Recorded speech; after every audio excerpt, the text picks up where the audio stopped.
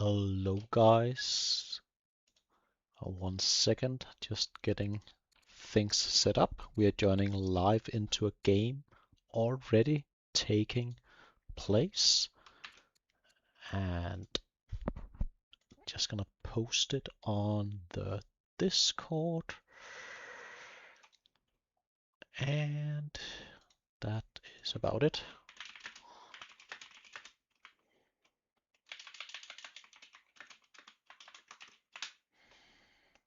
And yeah, hello guys, welcome to the game, and it is me, Baldus, you know me about now.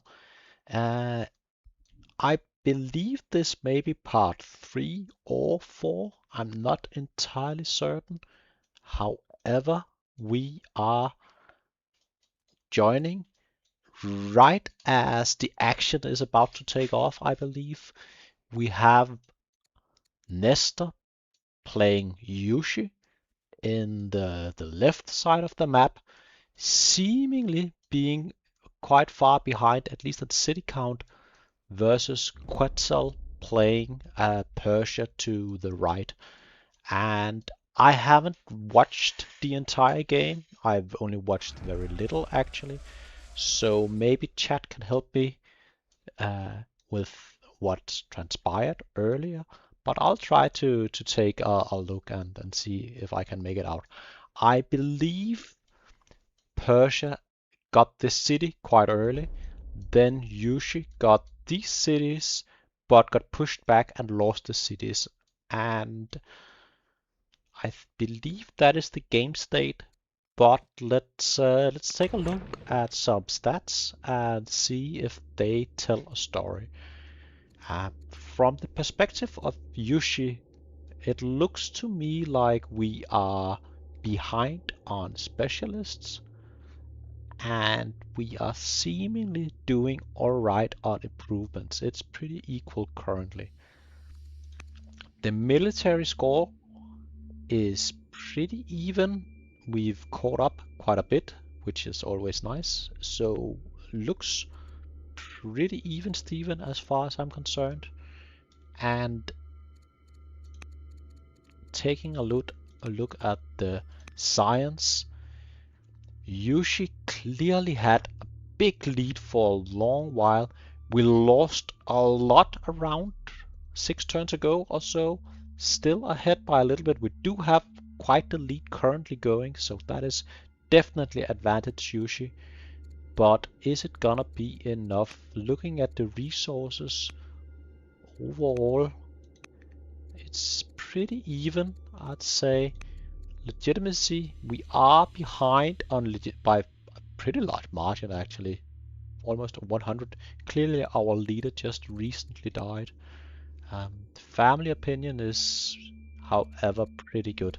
I wonder if we look from the different perspective of Persia, what does the family opinion tells us? Overall, also decent family opinion, and so in a lot of regard that is quite equal. But amazing family status in Yushi, so that is very nice. So we are clearly in an advantage. Ooh, look at this champion seed. That is amazing. Look at that training. I know people are saying if you get enough training, it doesn't really matter if you get more. I disagree. You can never get enough training. You always want more training. The more the merrier. I personally believe that is the case. You can never have enough training, and 71 is absolutely amazing. How did we accomplish that? We do have some champion seat first of all, and we have some minors and apprentice officers and tyranny and austerity. Yeah, a lot of good stuff. We are paying the price with discontent though, but training is very nice. I believe the last session or close to it cut off when we had an engagement in this city, and I didn't join immediately as this game started, so I think it's been a little while since the last cast left off, but we are getting into the pretty close late game, and you always love to see that. What else is there to say? Yeah, this was probably the leader that died recently. Oh, no, we are in Persia. This was a mistake. I was trying to take a look at Yushi, where we had our leader die just recently. This lovely scholar. So that's why we lost a lot of science. But not at all a bad leader.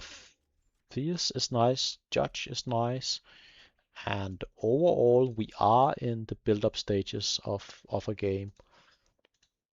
I wonder what tech we are targeting. Do have hydraulics, which is always nice, getting that increased output. We do have battle line, and I wonder if we may be pursuing, and looks like it, infantry square to spam pikemen. Pikemen will often do pretty well against an enemy fielding cataphract archers, and I believe that is the case here. We do have some very strong cataphract archers down here in the south. This can usually hold on. You would think that Persia would be far ahead in this current situation, but I am not entirely certain. And hello, scientific in chat. So the name of the game, as far as I'm concerned, is will Yushi be able to take advantage of the tech before Persia is getting set with defensive powers? Because if this game just continues on, eventually Persia is gonna win. They are in a position to just slowly walk away with the point victory, as they have a lot more city sites in general. So that is gonna be the name of the game. Any immediate cool wonders? I mean, we do have some pretty strong wonders. Both the Heliopolis and Colosseum are on the map. You'd love to see it. You would love to have those. And as of right now, both players are just positioning themselves. We do see a lot of forts in both players' territory, but the pressure is gonna be on Yushi. It is Nestor that will need to make something happen before his opponent is just going to run away with the game. But I appreciate this game state overall. It's a game state you find yourself in quite often when you play Old World. It's always easier to defend, and sometimes you have the smaller empire with the greater economy, the greater science, as it's usually expensive to expand quite a lot. And clearly in this game it's been the case, and we are having the situation with the clock being on Yushi. Metaphysics, is that what? No. I believe metaphysics right here is also just us cycling. We would like to get to infantry square.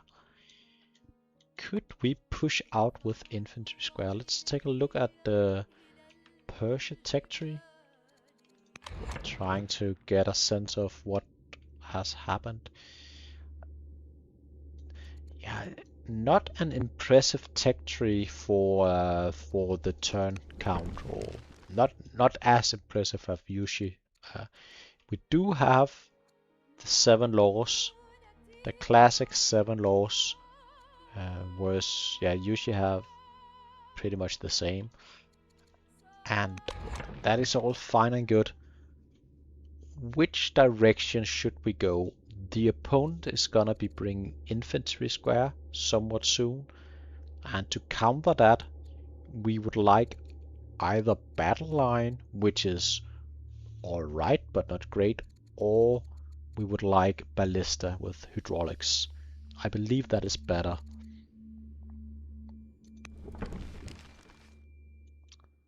And hello Problem Gambler and hello Scientific in chat. And apologies to the players for not joining in immediately, but better late than never, I imagine. And what kind of army are we fielding currently? We are building elder officers, festivals, and our unique unit, 8 strength mounted unit, always great to have. It is not really a counter having spearmen. Spearmen in theory should do alright, but trust me, when I wonder if I can find one of these guys. They seem to be hiding. Yeah, look at this. When one of these guys apply the charge, come running in, they'll run straight through the spearmen basically. So an army like this could disappear quite quickly if you're run over by a lot of cushion warlords.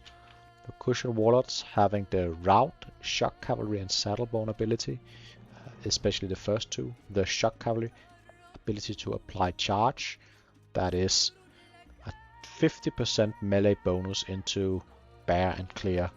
And we do have a lot of that terrain on this map. So clearly we've entered a bit of a build-up phase once more. We see the military score around 15 turns ago. A lot was lost, but since then it's just been a build-up, crazy build-up. Maybe this was around when Scientific last casted the game, but the armies, the numbers, everything is just going higher and higher. One thing that is gonna be advantage for Persia is gonna be the orders. We see a lot of orders and not really easy to increase the order number that much. So we're gonna be more efficient with our orders in Yushi. That is the advantage of having more cities when you get to the late game. When you get to the point in the game where you can run the divine rule and monotheism, although we are not running that currently. Did we remember to build shrines in all our cities as Persia? We are currently running the polytheism, the ability to build shrines all around, and we should do that. We are only getting 4 orders currently, which isn't a lot. Let's take a look at the armies. We do currently have 5 onagers, 11 or 10 archers, sorry. Quite a lot of cataphract archers, 10 cataphract archers, which is quite a lot, and a lot of spearmen.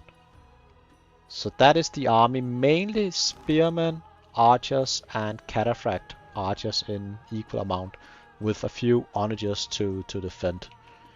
And Yushi is having an army composed of axemen and macemen, a pretty good counter to the spearmen. A lot of horse archers, better in value, and there's some horsemen better than the archers, I'd argue, and 1 cushion warlord, and a lot of ballistas and onagers, some scouts, and overall I'd give the edge to Yushi currently, but it really depends. If you can get some good route chains going, you can take infinite value with these cataphract archers. And the order advantage for Quetzal is quite significant.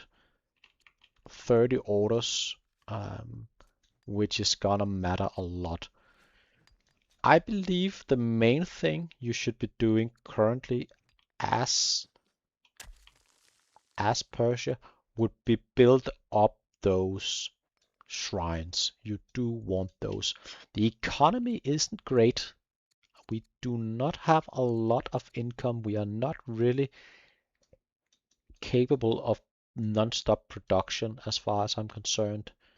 We are seeing issues and we are building workers. The economy overall, if I'm not mistaken, was quite close. Yeah, very close. However, and this is quite important, the quality with the watermills is gonna help the quality of our economy a lot in Yushi. And if the game continues and it's gonna be a fight for resources, Yushi is gonna win. If it's gonna be a fight for orders, Persia is gonna win. I'm not quite certain who's going to win in this game state. I don't know who's ahead. I think I prefer Yushi's position currently. But with that said, look at the production queue from Persia. I might go back soon to cast turn by turn. But look at the production queue we got right here. Mainly building onagers, and overall we got decent production. Worker, Christian. If you build a lot of forts, and we are seeing walls, we are seeing some forts, and just bunker up in this position and this position, it's gonna be very difficult to break. So I guess that's gonna be the name of the game. Can Yushi break through what's gonna be a very defensive position with a lot of forts? Alright, Problem Gambler, you're on. 10 bucks on Persia. I don't know if it's gonna be 50-50 odds, but I gotta believe. I'll go with Yushi.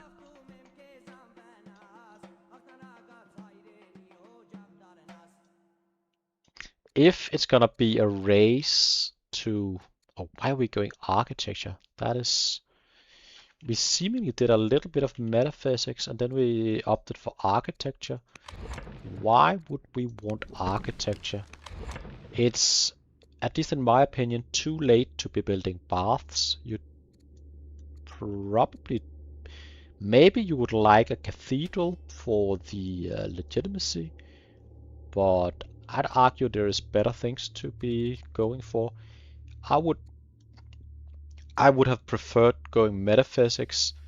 It's also on the road to ballistics. Getting mangonels way before your opponent is one certain way to break an opponent's defensive position. If you can set up, we are building forts right here. If you can have a mangonel in this position, you are gonna be able to bombard the city with no apparent defense.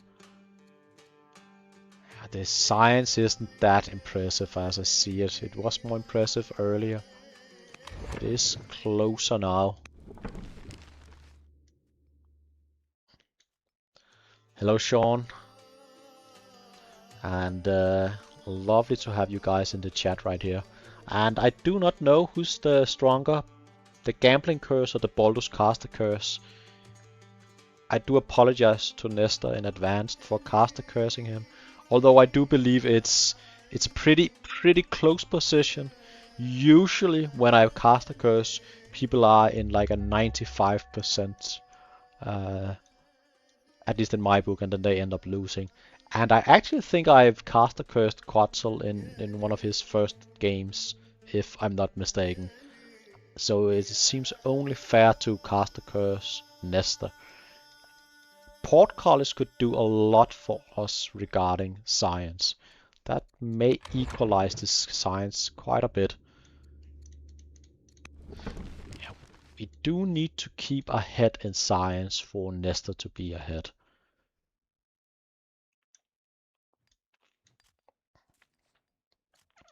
What about families? We are having excellent family relation. Pretty decent leader, elephant owner and all that. She's quite old. Do we have a nice heir? Not really insane. That's unlucky.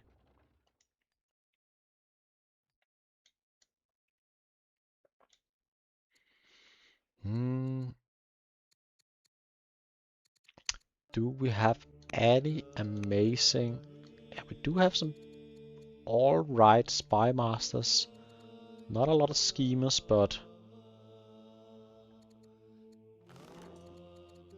we definitely have some alright agents and some alright spy masters for Portcullis.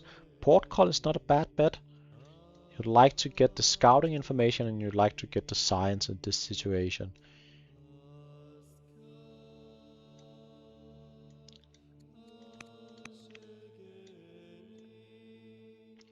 I believe of the two players, and I may be mistaken, I believe Nestor is the more experienced player, but clearly he's not in a clear position to take this game, even after 93 turns. Highlander Honor just coming in to defend the day. I don't believe either player is comfortable in an actual engagement right here.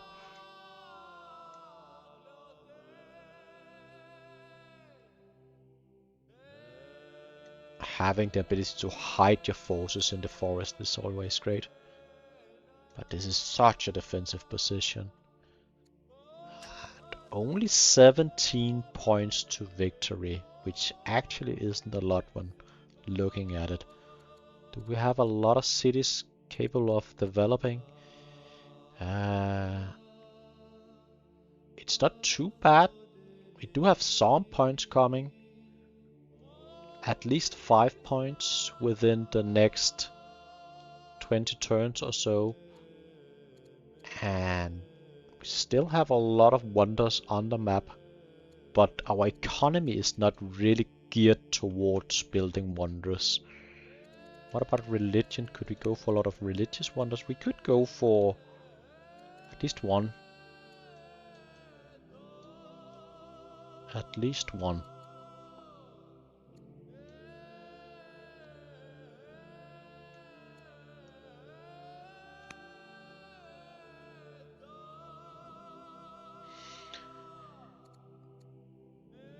We are selling orders apparently for 120 gold each turn. Yeah, that is an issue. We would like something to do with our orders. I mean, that may be a reason to not be in divine rule. Maybe we should go with legal code actually. It's a rare case of this.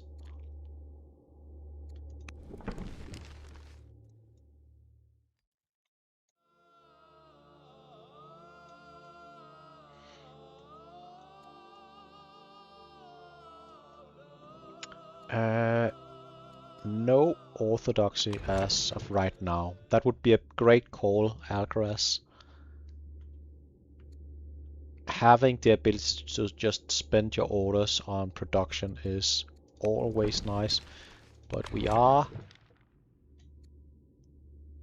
able to tech towards it after Portcullis. Yeah, this may just line up to Problem Gambler getting the $10 back. The city count is 5 cities to 11 cities, so it is pretty rough for Yoshi. but Yushi is having a tech advantage, although it used to be a lot better. Oh, you can look at the graph currently. Science, we are fighting 120 versus 143. However, the total science acquired, we are up by around 2,000. No pikemen as of yet. We could go for pikemen next, or we could go for maybe all the way to ballista. And he did mark both, so I'm not certain, although he decided to go for architecture instead of metaphysics.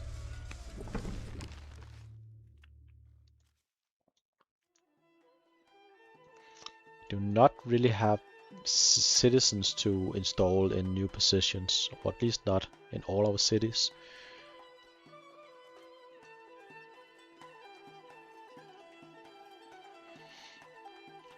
Pikes would go pretty hard right here.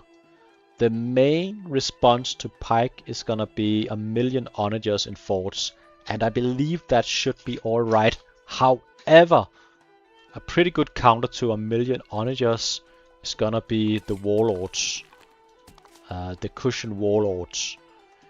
So there is definitely a bit of showdown.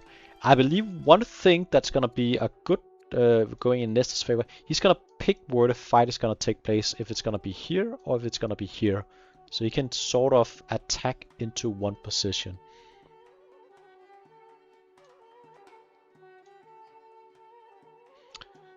Hard to keep up with all the questions, Alcaraz. Yeah, architecture is seemingly a weird choice. Maybe you would like to have some doctors, but I would have opted for metaphysics to cycle and probably gone towards infantry square.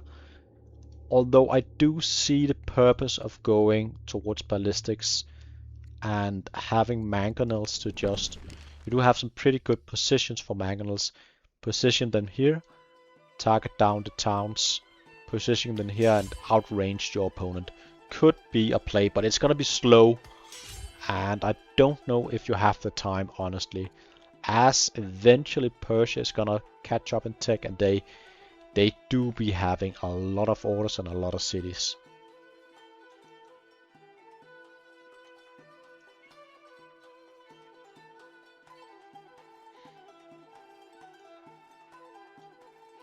Yeah, I believe of the two players, Nestor is, at least to the community, the more well-versed in duel. I've played versus Nestor a few times.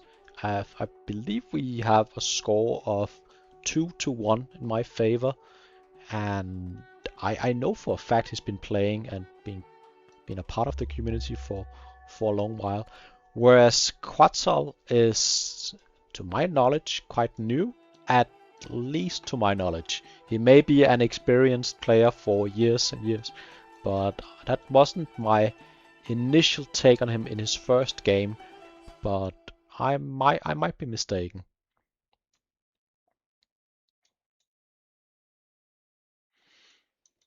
I wonder how... It's not the best initially, but maybe we can get some excellent agents. And we do have a scout well positioned to... Yep. And it's not amazing, but it's not bad either. It is definitely increasing our science and also providing us with great intel about our opponent. What are they doing with the tech advantage? So I like this tech. However, we need to better our economy eventually. Right now, our great leader, and he is getting a bit old, is doing a lot with her 7th discipline. We are having negative gold each turn, and we are mainly building units. We are having 11 workers doing the work currently. currently, but treasuries is gonna help a little bit. But the economy isn't the greatest. The relationship with the families, while right now it's great, both of these or all these are kind of carried by our personal relationship. So if the leader dies, we are gonna have some family issues, and we do not have the best economy. We do not really have the economy to spam wonders as far as I'm concerned. I I am a bit concerned with the longevity of the empire in Persia. However, they do have plenty of time to play for, as the point is just ticking closer and closer to them.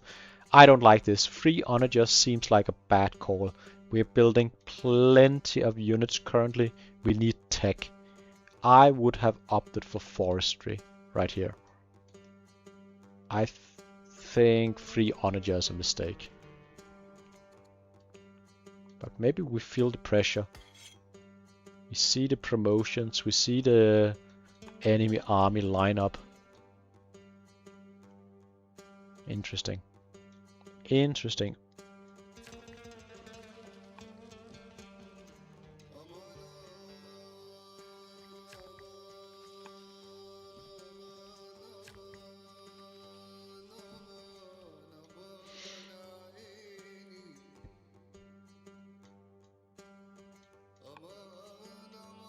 Yeah, that is what I'm saying, Alcaraz. 17 points is quite a lot, especially looking at this. There are 4 more points somewhat easy accessible within the next 20 years or so, and there's still a long way for 47 points, and we've got 0 stone to mention currently. So it is gonna take a while. Not a lot of culture in our empire.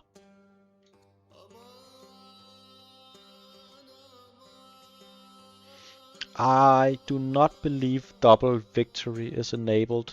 Normally we don't play with double victory.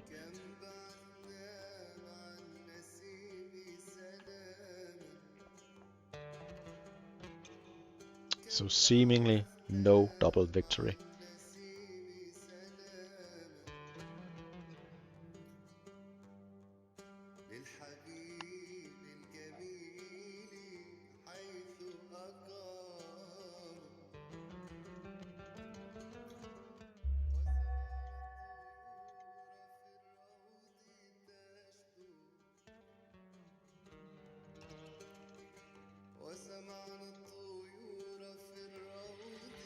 Alright, scholarship. I do not like this at all. Why are we gonna go for scholarship? Are we building baths? We do have a judge, which is something to remember. Having the ability to upgrade our baths immediately is gonna be pretty nice, and we do have excellent culture in our cities. So we could in fact get some very good doctors going very quickly. Sort of interesting actually, but our science has dropped quite a lot. And with this turn we lost our leader, and that is killing our that hero, sad hero, didn't get to do a lot. Abdicated. Rising Star retired into a judge that died quite early, into the new king right now.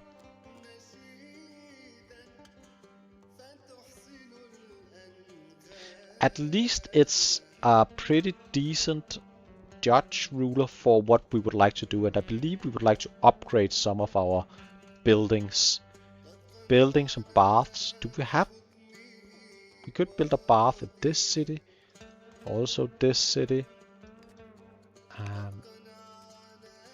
Stronghold, watermills. Watermills are great, gonna up our science and production output. But having a few baths would go pretty hard. No growth though. Or not a lot of growth. We are building a festival. Maybe we would like the doctors. But this seems wrong. Libraries is not gonna be used alongside with doctors. You do not have the citizens for both. We need to opt for something different. And I understand why you're not going for the free settler, but land consolidation, do we have any groves actually? Maybe I should turn off this. Not really any groves. So I can see why you wouldn't like to go in that direction. Yeah, I disagree with both players' tech choices. I guess that's sort of equal.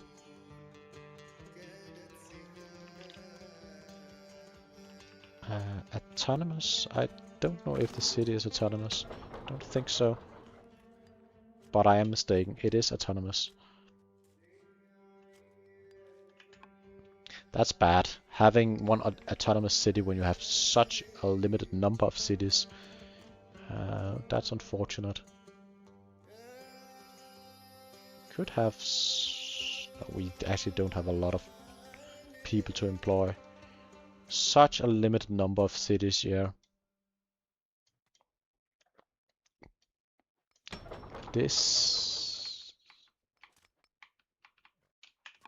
I would love us to immediately build some baths when we opted to take for it.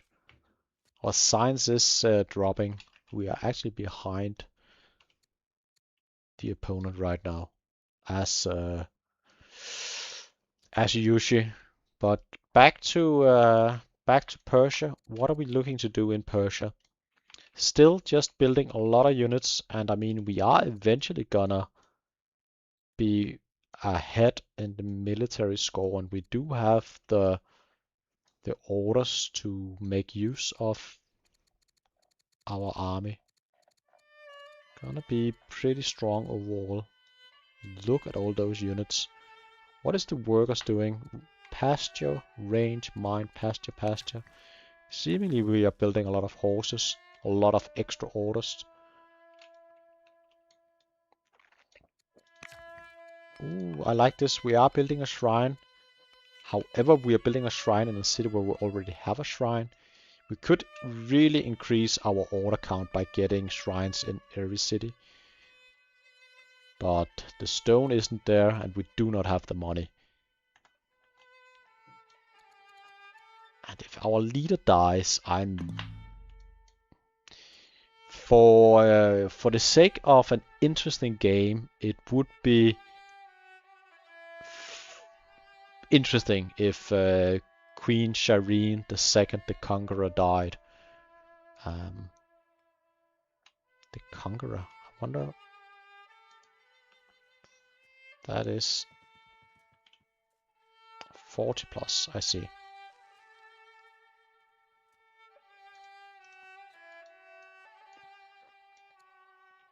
We have pretty good legitimacy in our empire. That does help a lot. Both players just position themselves. How far would an onager go down here? Can't reach the city, so... Mangonel would reach the city from here. But there is a long road for Mangonel currently.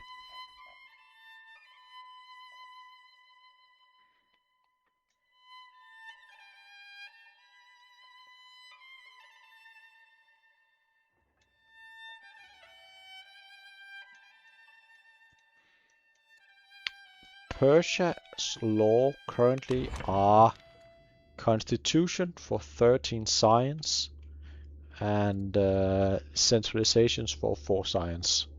Problem gambler. So I agree, you could and often you should at some point change out of centralization and into vassalage. And this is a bit more circumstantial, but in this particular case I think there is an argument to be made to go for tyranny, as you will net a lot of money and decent amount of training as well. And you could honestly go for divine rule or opt out of divine rule and go into legal code, but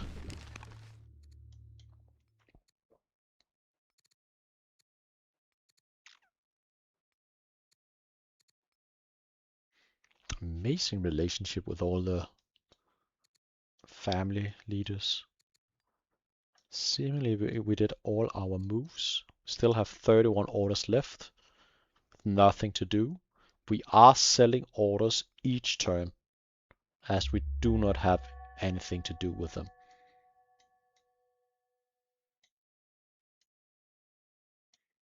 The economy is just a lot better looking. What laws are we running here? We are also running centralization. However, we are running tyranny. We could also go for constitution for 15, but we opted for tyranny and the benefits of that.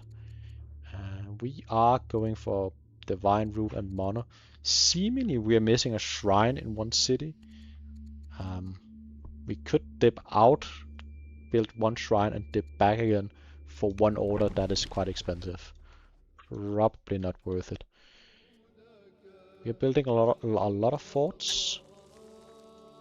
Continue to build forts.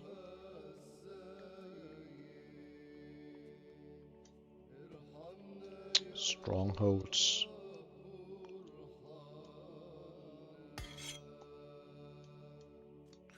Warlords and festivals. Barracks. Lumber mill. Mine, fort, cold bath. We are seeing one bath. I like that a lot. I'd like to see more baths. Getting baths down would really increase our science output, and the growth would be great as well.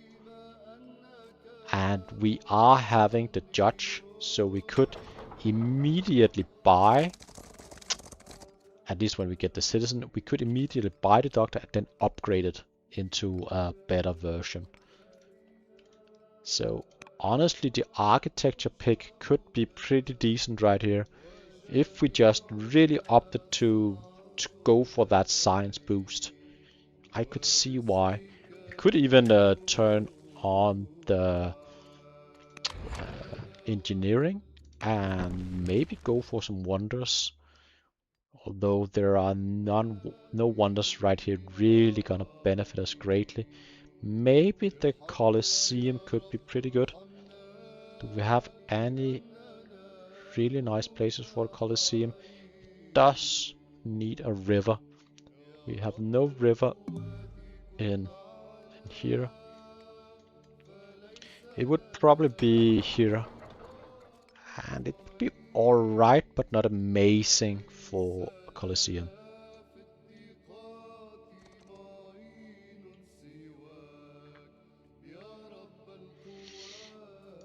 We are sort of approaching our opponent down here.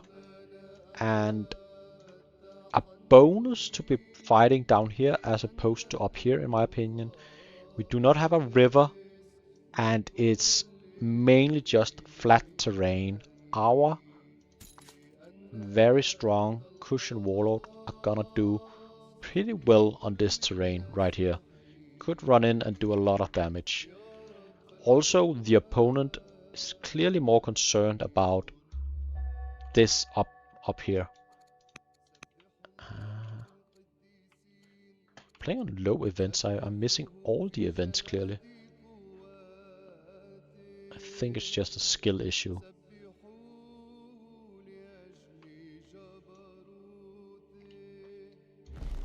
A lot of build queues done this turn.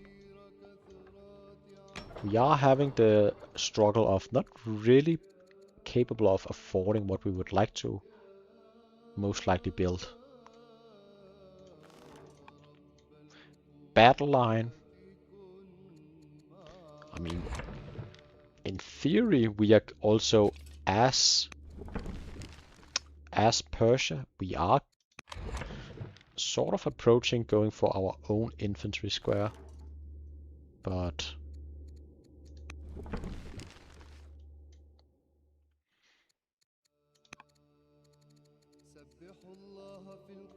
pasture, mine, range, shrine. What is these build queues gonna be?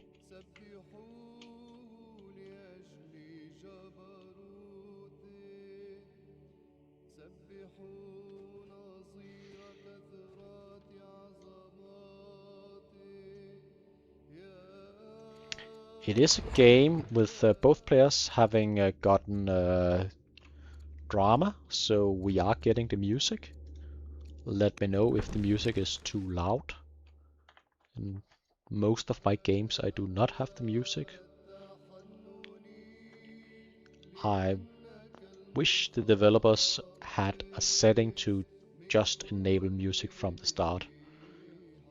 It saddens me I'm missing out of the music in most of the games.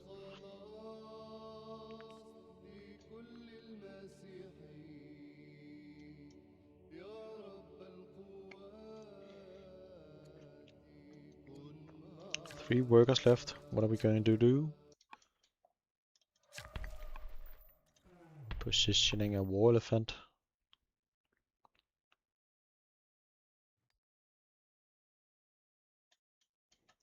Our current ambition is to get more wood. We're not really doing too hot in that area. Gonna build more forts. It's an interesting situation. Both players are just building forts close to one another. So what are these build queues gonna be? Yeah, she's still going strong. The old lady. The queen, the conqueror.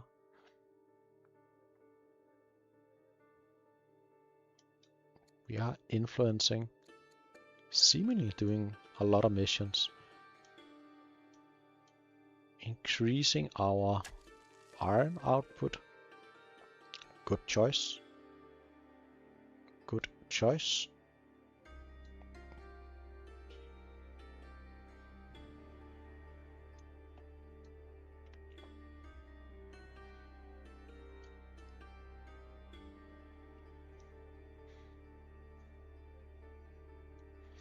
So, people in chat, what would you do as Yushi to win this game?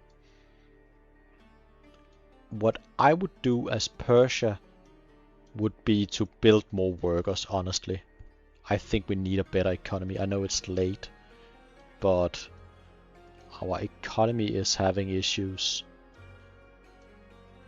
But besides that, I think they have the right idea to just go for the very defensive game. I would change my laws, and I would build shrines in all my cities as soon as possible. But I really wish we had double the worker count.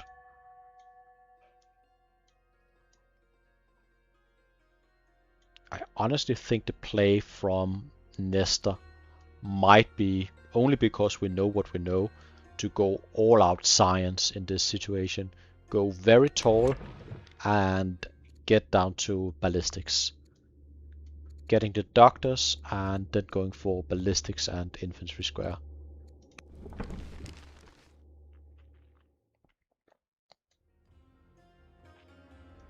But it's very difficult to say.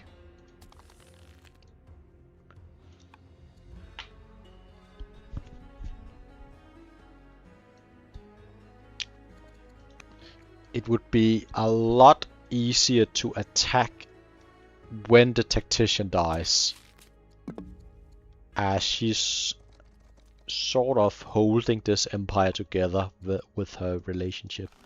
We do not have that information as Nestor.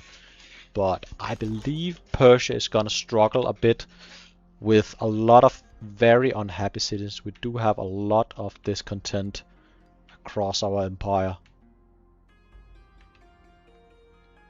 We do have insane scouting as Nestor. Didn't quite realize how good the scouting actually was. But we should be able to tell there is a lot of unhappy citizen.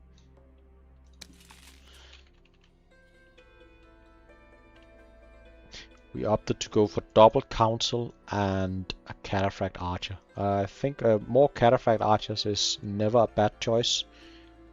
But council, I think those should have been workers, even though we have very lackluster production or growth.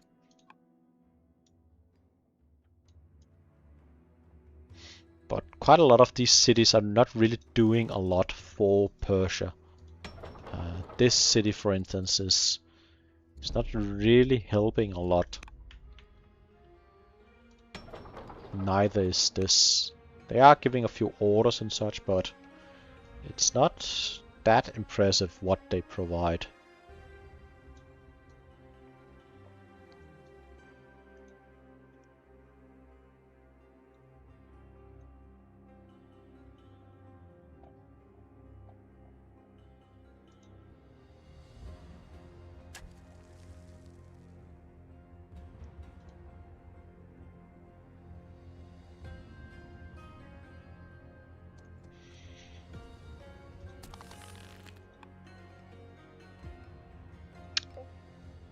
Some pretty good mines we are building, and more cold baths. A few more orders coming online.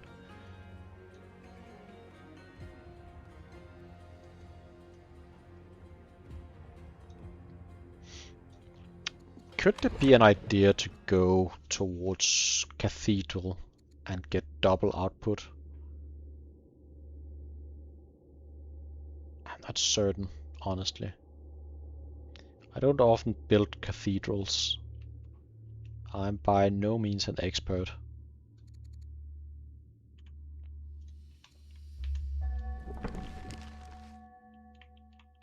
I rarely find myself.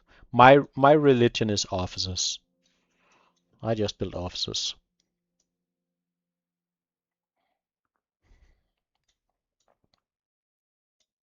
This scout is gonna get busted soon, unless he does a mission. 6 build queues ready this turn. And we seemingly have no resources for anything. Iron is quite expensive, even though there are plenty of hills on the map. We are just building mines. Mines, mines, mines.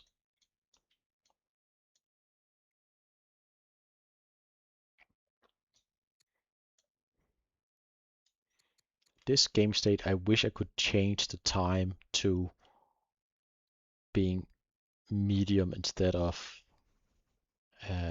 slow as we have it right now. I think you have enough time to take a turn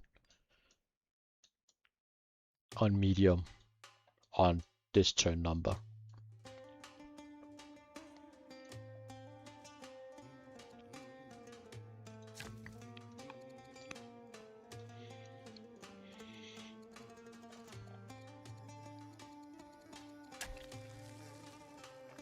I like this. We see some shrines, which is gonna help us with the order count. Range, also a good choice. Slowly building shrines, but only 12 workers. Not impressive, but Battle Line is gonna be online soon. Soon-ish.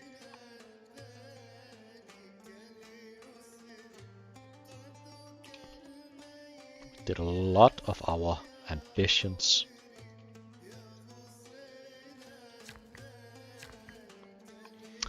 I like how we are basically selling 30 orders each turn. I mean, it is helping our economy by a bit, but you'd like to have those orders go into worker turns and just increase our economy. Imagine if we had 10 more workers and just had them build quarries and mines non-stop. These numbers would skyrocket and we could spam out a lot of wonders.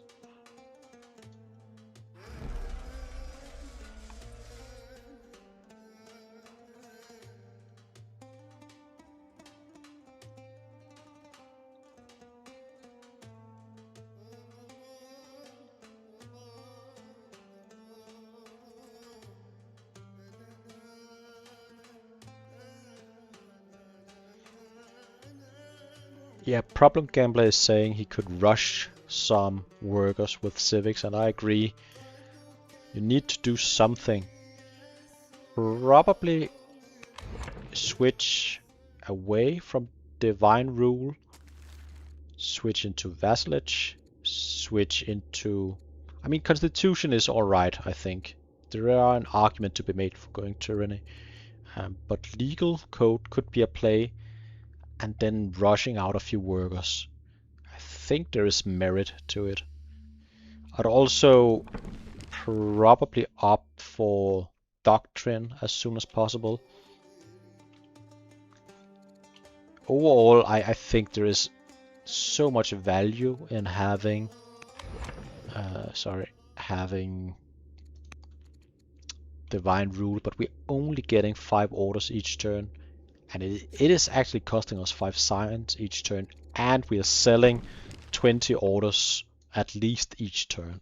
A lot of each turn going on right here. And what are we? Council, spearman. That's good. Like to see an officer. Monk. It's gonna help this science. Monk. I mean, it's some alright build queues, honestly. And we do at least have decent food, so we can't build specialist. Probably not a bad call.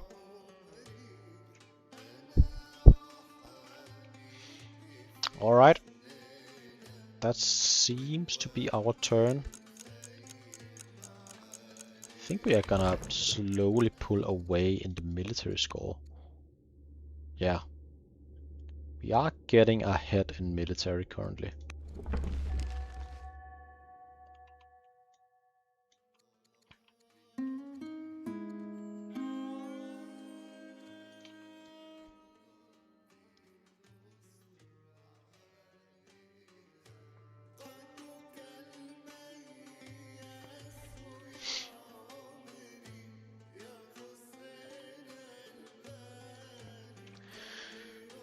I really hope I win this bet, Problem Gambler. Would love to be up by $20. That would be the definition of a professional gamer. So, but for what it's worth, I think it's a pretty difficult game to call.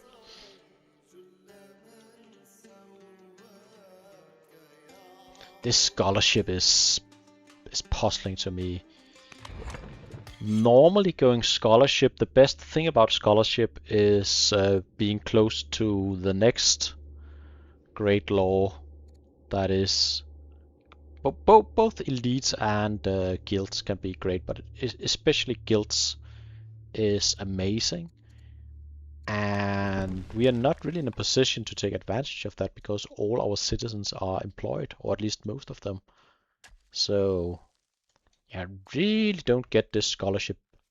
Maybe we are just opting to go for libraries and getting science and philosophers. Could really be the play.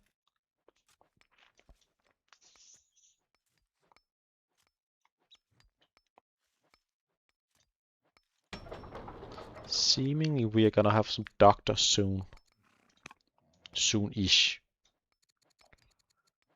Barracks, mine quarry. I mean, it's they have the same amount of workers.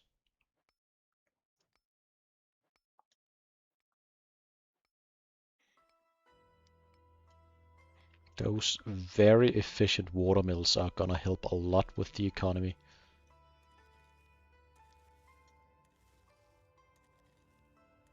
Each decision with these workers are pretty crucial as they do not have a lot of economy.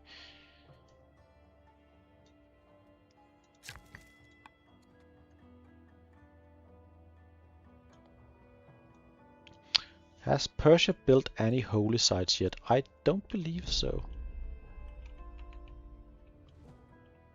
Looking at religion, they should have Christianity and no, only Christianity and Judaism. Oh, they did build one. We do have Temple of Solomon. I don't see the other church of, I don't remember the name, but so one holy wonder.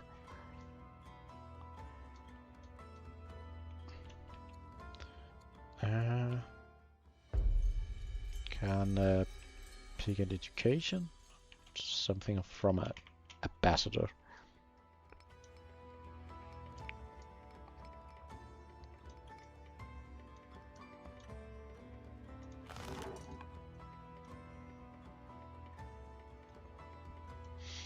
The army numbers are slowly but certainly just increasing for Persia. And in an all-out war, they would have the orders to win. But I don't... Right now, it would very much depend on the Cataphract Archer. But the Cataphract Archer is also very strong. Not really a counter for the Cataphract Archer. Both players will need Pikeman eventually for a decisive counter.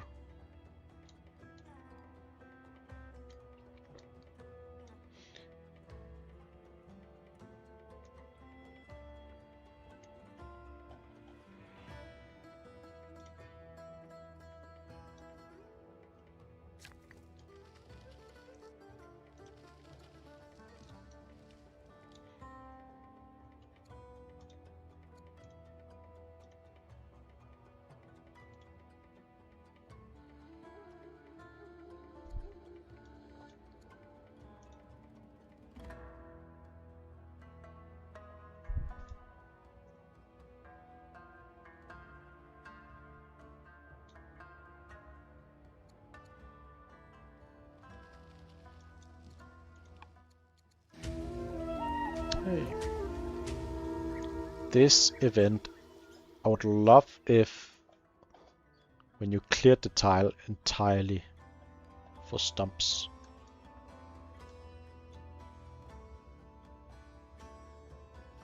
And not when you cut the wood initially, as I always misclick that event because I cut the wood too fast. He's only cutting one and not twice. He's having orders to spare, so I think that makes sense.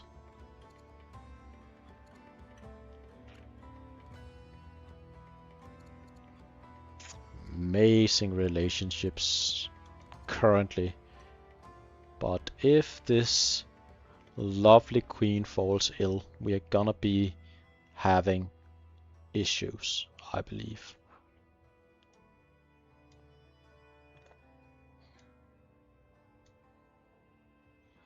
But we are building a lot of specialists overall, at least compared to our opponents, so we are slowly approaching a place where these cities actually provide a value.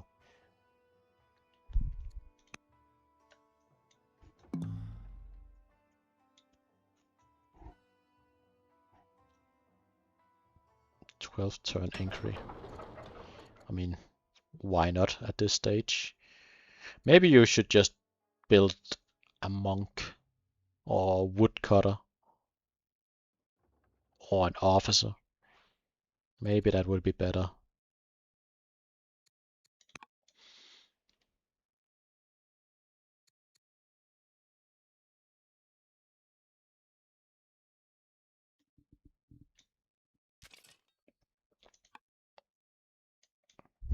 Monasteries being built.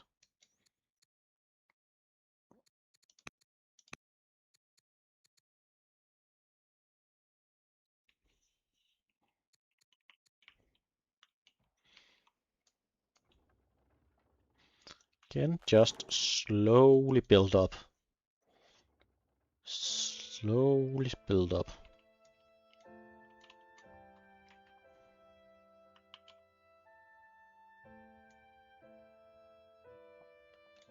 Scholarship in 2 turns. I like the science graph has just jumped a bit up and down, but we were flying. Look at this science up here, that was excellent. It's a bit more troublesome currently. But amazing science overall Nestor had in this game. I mean, in the beginning it was pretty average, but clearly around turn 36 I didn't get to see any of the events, I apologize. Ooh, we got intelligent. I don't know when we got intelligent, but maybe it was this turn actually. Even greater science now. We are rushing. I love this. We are making great use of the cities we have.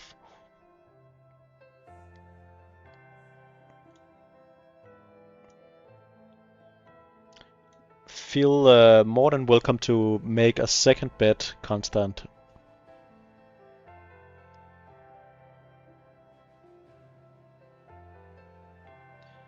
I mean, currently it's only 10 bucks, and I'm not sure I'll like my chances in this game. I decided to bet on Nestor. He bet on Quetzal. And yeah, we shall see. We shall see.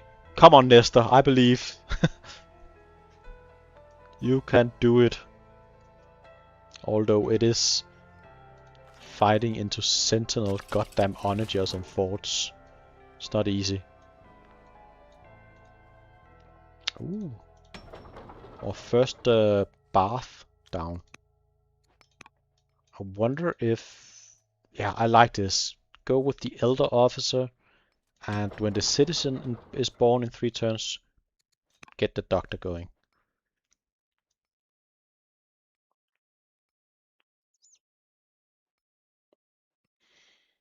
Alright, Constant is also betting on Persia.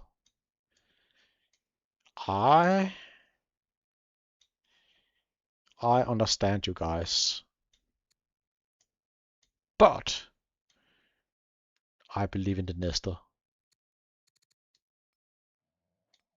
Courthouse, lovely. Love to see it. Cold baths, soon done. An inquiry in here is not a bad choice. Could honestly go for more courthouses, perhaps.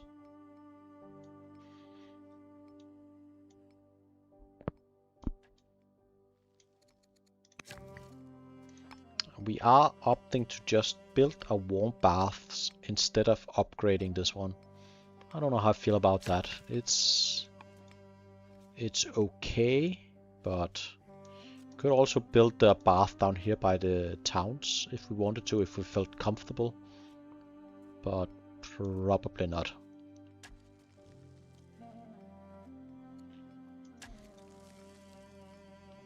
I don't believe you, Constant. I don't believe you didn't watch a lot of this game. You seemingly watch a lot of the games. And in no time you're being a top contender. I'm certain of it.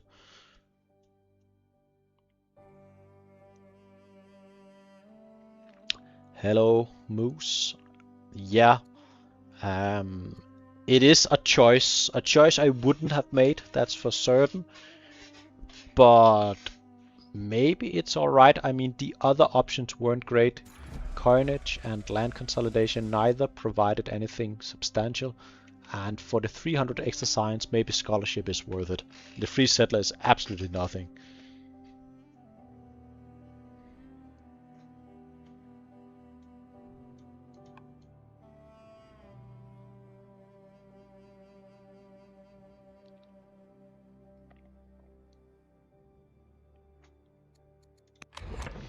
Taking a look at the stats. Currently, the story, we have not a clear advantage, but advantage Persia in regards to the units. Clear advantage in regards to orders. They have way more orders than they know what to do. Uh, they sell around 30 orders each turn currently. Uh, Let me switch, please. Thank you. Education, nothing too exciting. But look down here, we sold 21 orders, so they are not spending the orders currently. And the issue at hand for Persia is eventually gonna be the resources. Food is looking alright. Iron, we do not produce a lot of iron, whereas Nestor is. Stone, we are not producing a lot of stone, where Nestor is. Wood, we are not producing anything. And money, we are not really keeping up. So our economy is worse, and science, we are behind. Not by an insurmountable, but by a fair amount. And both players having around 12 workers. So the economy is going sort of up in equal amounts each turn. And ooh, severely ill. The queen is perhaps close to death. I am concerned about what is gonna happen to the family relation when the queen dies. We have a lot of quite upset people around the nation. We are building a lot of specialists. The economy and the science especially is gonna increase by a fair margin somewhat soon for Persia, but doctors and perhaps libraries is gonna fly Persia to the moon regarding science.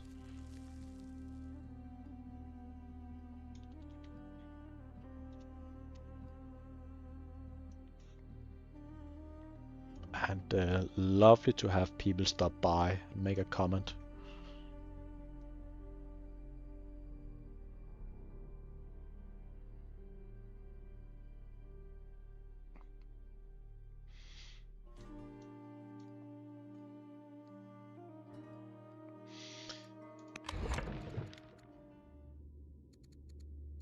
Yeah, Persia could really do a lot with law switch, but he hasn't done it yet, so I don't think he's gonna do it. But I may be mistaken. Could rush out some specialist in here. Would be pretty good. Always nice to see. Although we are not really having a lot of money, so that might be expensive.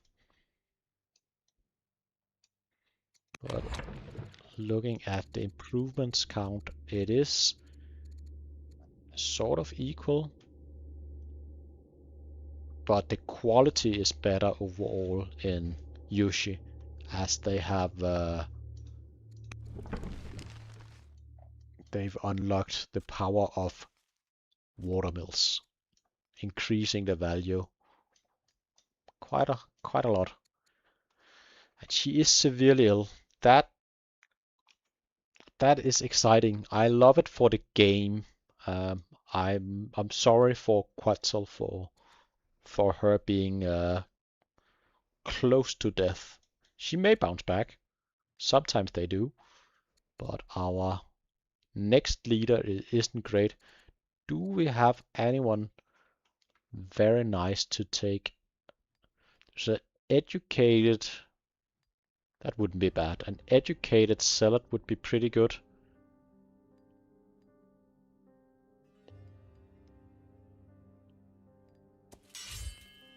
There is this guy, your cousin, but he's quite old. I wouldn't like him. I would, and yeah, I would almost certainly promote Duchess a star. Zealot educated would be very nice.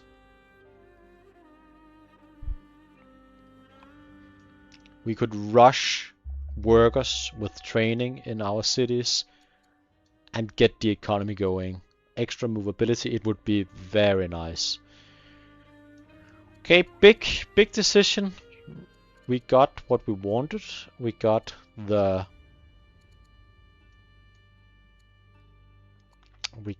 libraries. We can start pumping out those. And we are going for infantry square. It is gonna take 10 turns. Ooh. Never mind. We opted out of infantry square and going for metaphysics. I wonder if we are looking for mangonels instead of infantry square.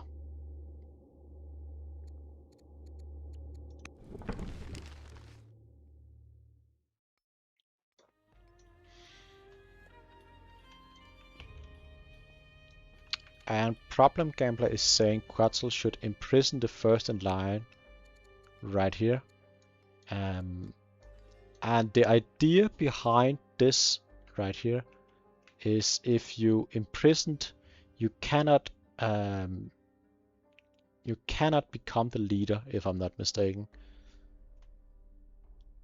And that would, yeah, exclude it from succession, and that would kind of avoid the issue of having to appoint a new heir. That's very interesting.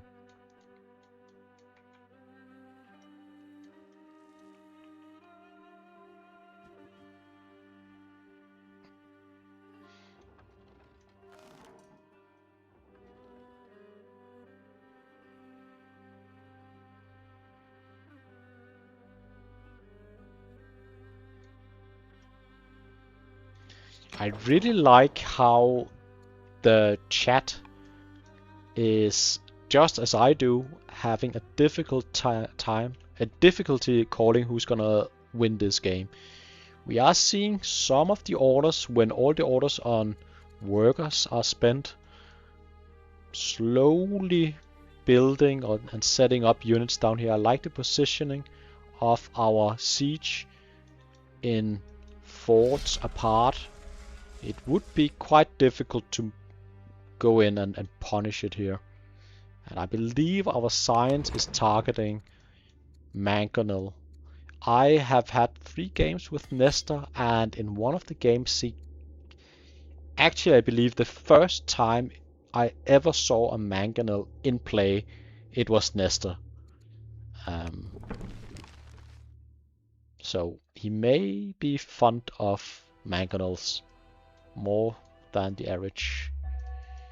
Rushing out a miner, I get that the miner is extra great in our training facility over here, so it may be alright. But why the miner when we could have gone with the goddamn officer?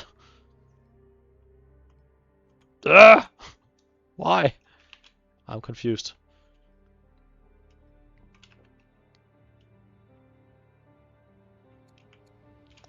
Indeed, we are doomed.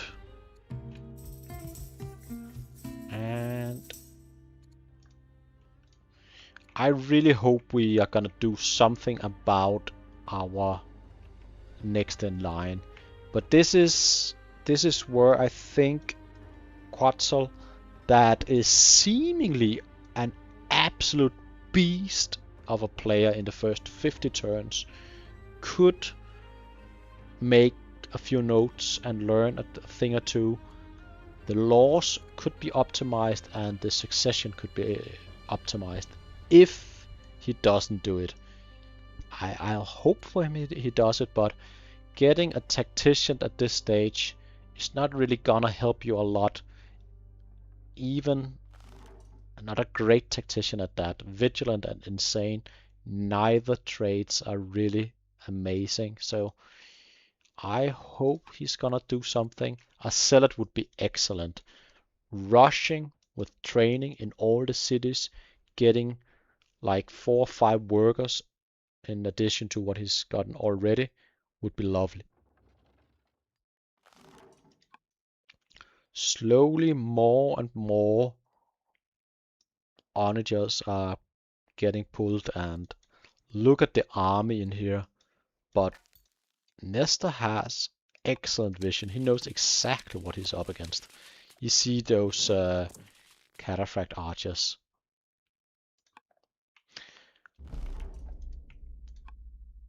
There could honestly maybe be a play. You have the order advantage. Not even kidding. Um, Science, money, orders, but look at these orders. We have 30 orders each turn. Honestly, there could maybe be a play for just going in with all you have. Make a alpha strike and beat down your opponent. But I don't know who's gonna stand to win if the game goes on. Points would go in Quetzal's favor, and in theory the build-up by having double the cities should also be in his favor. But for whatever reason, I feel like Nestor is gonna take off in science. But we shall see.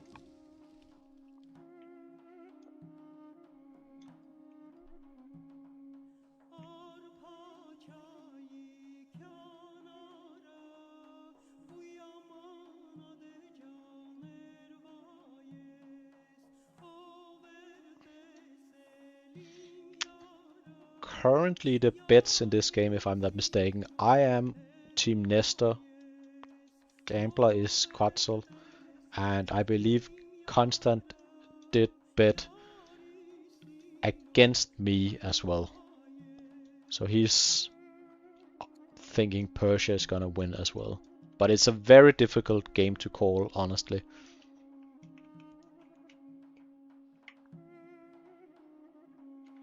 However, I wish the turns were medium in this stage of the game. Because what are we looking at right now? Oi! Look! Amazing!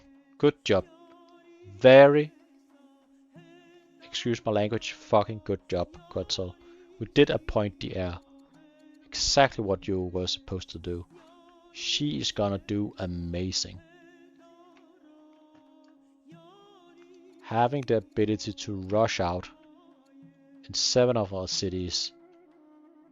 Go in here, press this button. Boom. Instantly new worker. You can do that in quite often. And we're gonna have a lot more training with our setup as well. So good job. Very good job. Suddenly my bet is not looking so hot.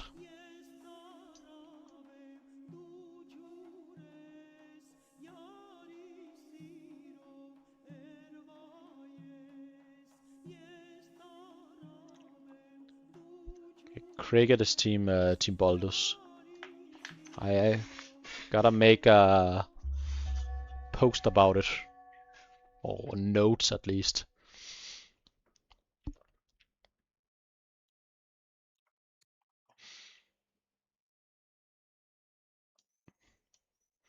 Could maybe add it as a very small note right here to the screen. Would that be in good sport or bad?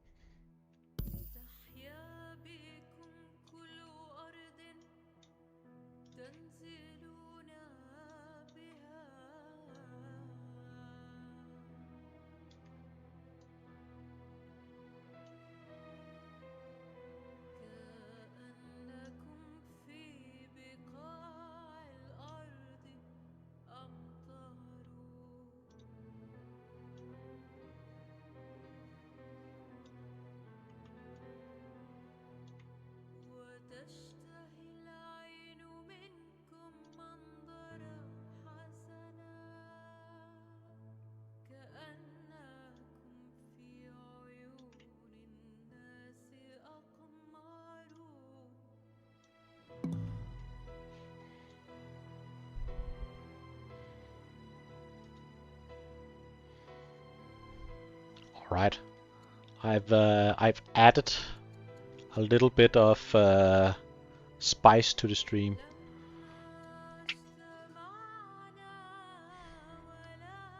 Shall see how it changes over time. Do tell me, stream, if this is too intrusive or if it's cool.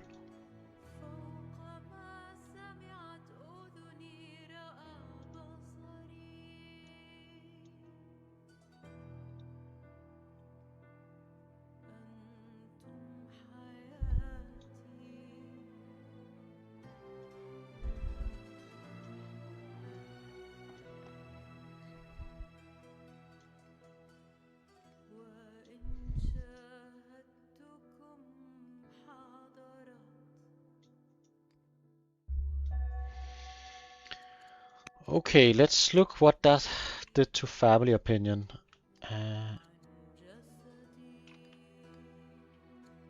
Oh, she didn't die. She's still going strong, even though she's doomed. I was about to say something.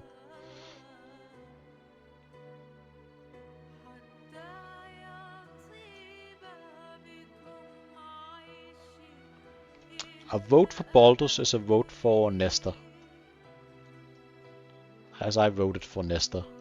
Which is probably the worst thing I could... Ooh, look at this. That's amazing. She just gets better and better. Bold, educated, fierce.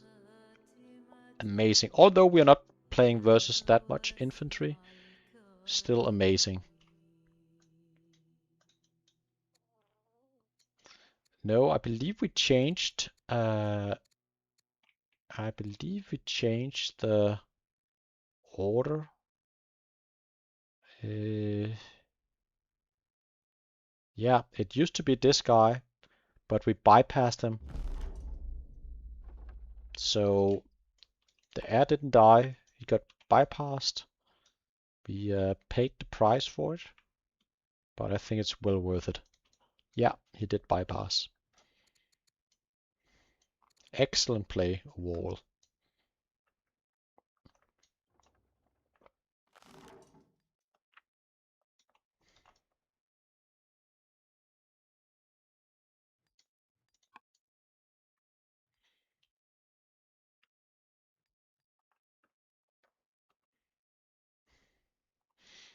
And if you're wondering again what this up here is, it is people in chat confirmed which player they think is gonna win.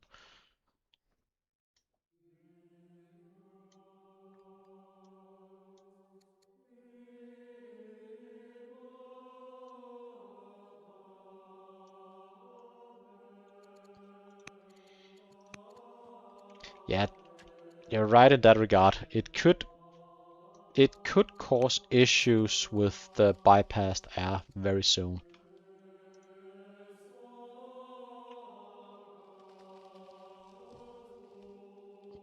Let's see how it pans out. But I believe internal politics could very well be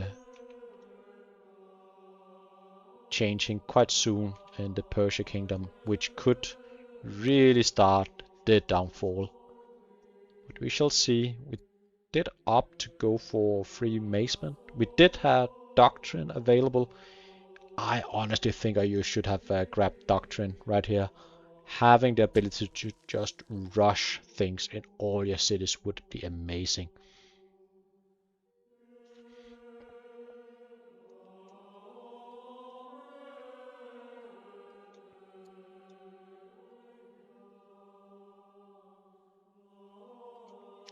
Having actually some great techs all around. Hydraulics would also be amazing pickup for the economy, but Doctrine would be my preferred approach. If you haven't used it, this button, it does require orthodoxy as Doctrine is going to unlock, but it is amazing. Instead of wasting 30 orders each turn, we would buy 2 workers. And we could do it from all the different cities, so the price wouldn't increase that much.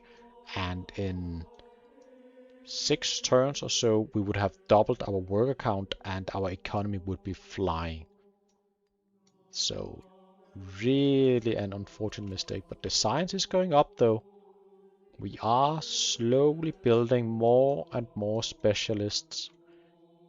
Inquiries, specialists, and that is the thing. We do not have the money to buy units, so we are just buying specialists, which is gonna increase our economy. But if she dies, what's gonna happen to the economy? Ooh, it's exciting. But lovely air. Next turn is gonna be very cool.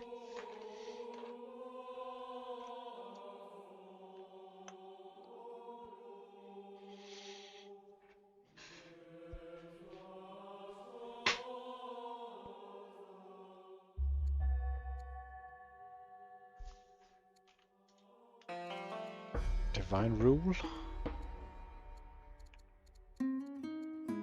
Recapture 3 cities. I don't think I've ever seen this.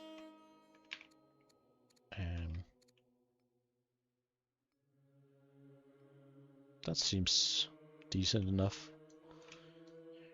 Alright. Which direction are we going now? Honestly, the free court scholar is not as bad as you may think.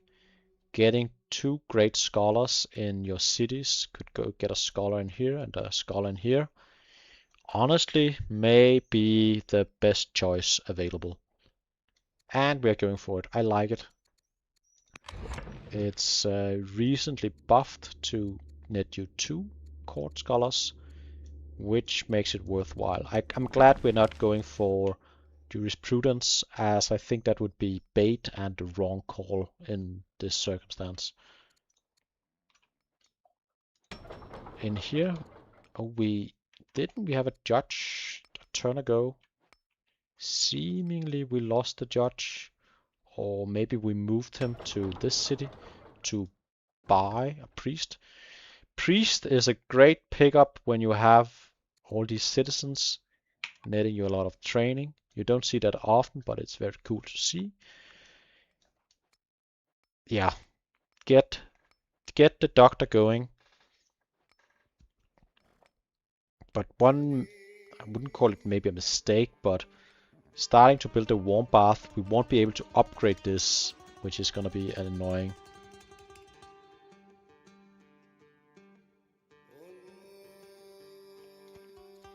Science is increasing in both nations.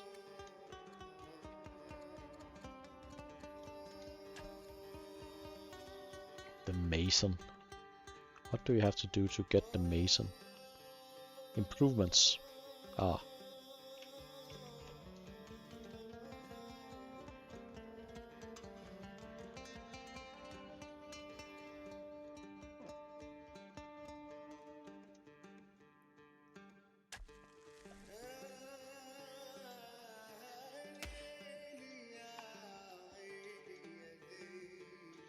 Yeah, I think you should have maybe opted to build a courthouse instead, with and then upgraded the warm baths with the judge leader. I think that would have netted you overall more science.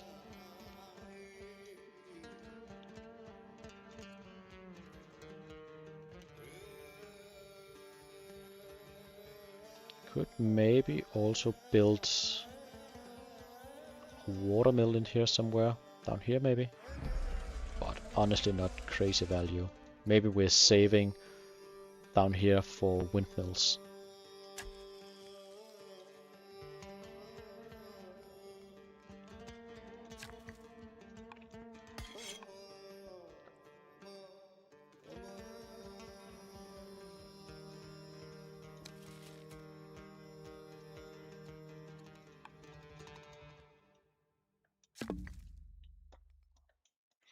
Yeah, we're missing out on this ambition, but we may get this one soon.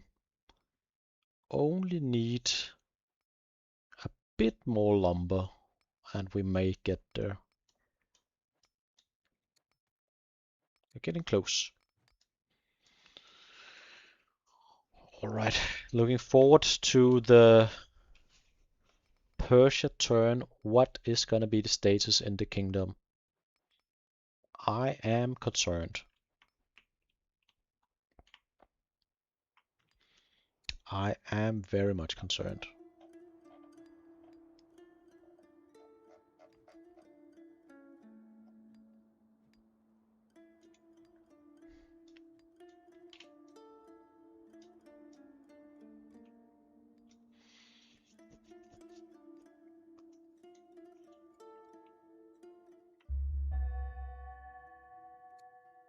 Is she still going strong, or is the turn just loading? Nope. New leader. And honestly, not as bad as I thought it would be. Not by a long shot.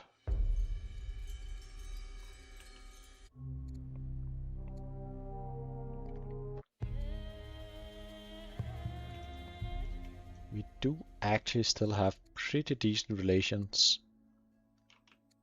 Why does he love us?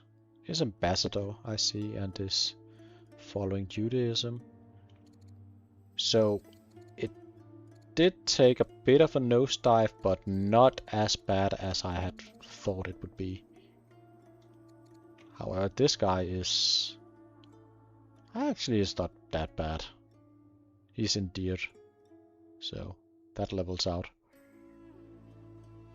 And your parent. Understandable. It may not be... It didn't get as bad as I thought it would. I have mixed feelings about this due to my bet. I honestly thought the situation would get worse in here. But seemingly we are alright.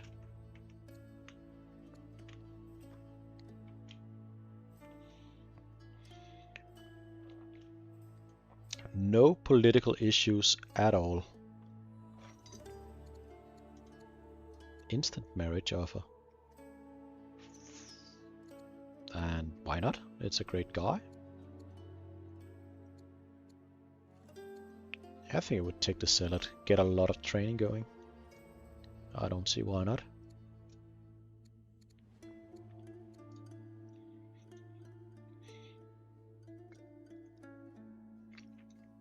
It also did something to our science. And she is on a leader, or on a unit. Look how far we can go now. That is the joy of having a salad leader. There is a world where you just, as I said before, move in and attack with all your forces. You would be able to kill a lot the first turn. This in a cloud game where you can undo and take back would almost certainly be a thing I would try. See, okay, I'm bringing my elephant, get units out of position and bringing all my cataphract archers just to see how much damage could I do. I don't feel confident it would be worth it in a cloud game or in a network duel, sorry. So if I were Persia currently, I very much doubt I will do such a crazy move. But it would definitely be an idea I would entertain. And yeah, these queues are just slowly turning our citizens into specialists. That is improving our science. Looking at the science, Persia is increasing the science at the same pace as Yushi. I believe Yushi is gonna take off quite soon, and I really don't get how they had this crazy science. It's crazy to have peaked in science 35 years ago and still not being able to get up.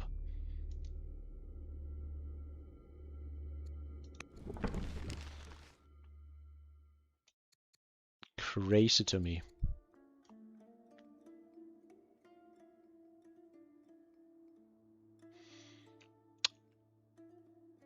I just got a warning message. If you can still hear me, chat, please let me know. Just checking. 1, 2, 3. Hopefully the connection is alright. If not, I might have to restart the stream.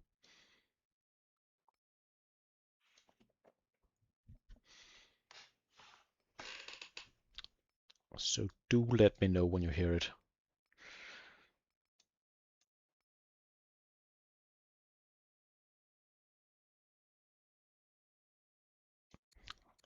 "35 years ago, we were having issues with the military, so not sure."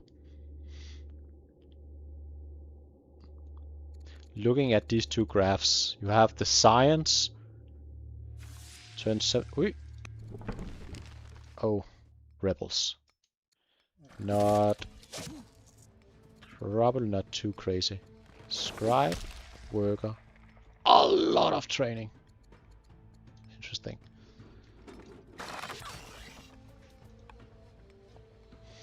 Yeah, not really an issue. We definitely had the forces to take care of it.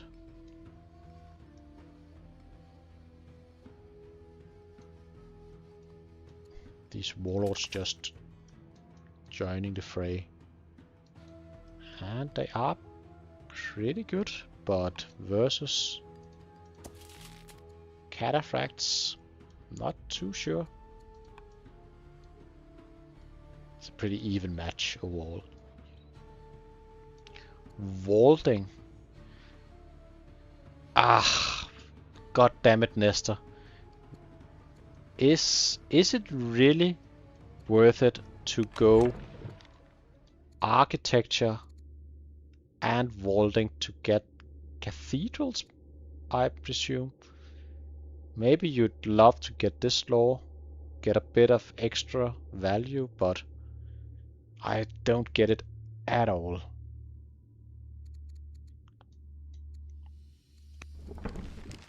Alright, Aaron, you're joining as Team Quetzal. I'll add a number to the Quetzal up here.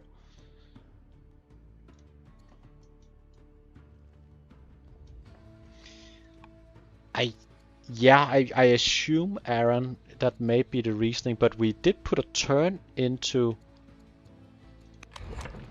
We did put some science into the free court scholar, and I really thought we were going for ballistics. I really don't, Nestor, if you are ever gonna rewatch this, gotta explain to me the thinking behind vaulting. I don't get it at all. Why would we like to get a bishop? I mean, he's all right. I mean, there is orders to be had, but yeah, it seems to me like way too much science. We are on a timer, and I don't think we have the luxury to go all the way to vaulting. I would really have opted for the free scholar card and then going either for infantry square or ballistics. But what do I know? I might be mistaken. Holy shit, she changed her appearance.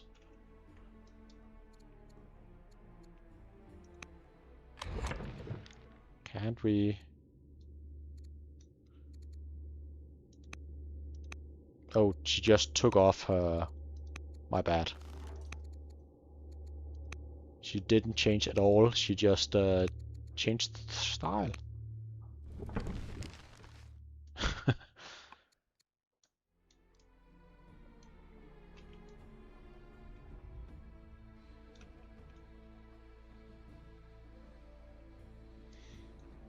All grown up now. this lovely lady. Look at her. Educated, bold, fierce, and zealot. Although, if you go over the stats of the tournament, I believe the gay trait was associated with quite low win percentage. So there is that, although it was for starting rulers.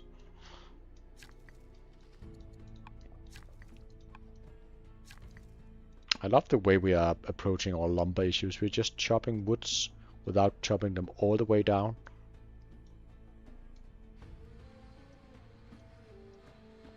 See workers, we see a lot of good stuff being built, honestly. Are we rushing with training? No, we are not. Are we switching laws? No, we are not.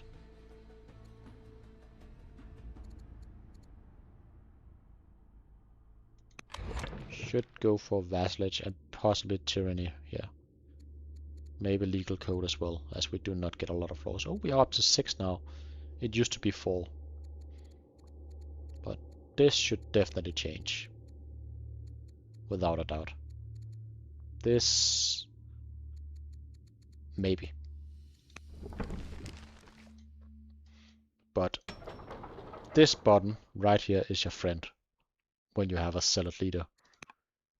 Get those workers out.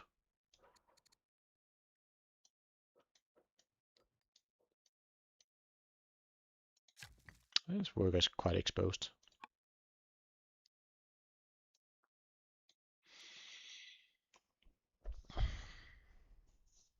I like the tech choices better for Quetzal.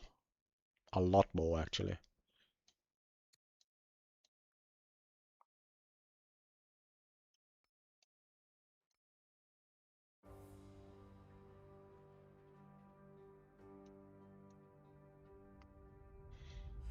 We're slowly increasing our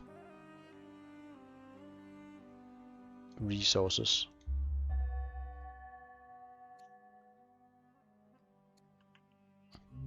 Any nice events? Master Doctor, lovely. Oh, that's right, that's an event. I don't believe... is that all the way... is this guaranteed? I remember getting it quite often. But getting a free Master Doctor right here is gonna do amazing thing for our science. And then we can immediately upgrade it to... oh, not immediately. We need 3 more turns and we could upgrade it. What is our workers doing? Library, watermill, library, ministry, warm bath, mine. Excellent improvements overall. And the better economy.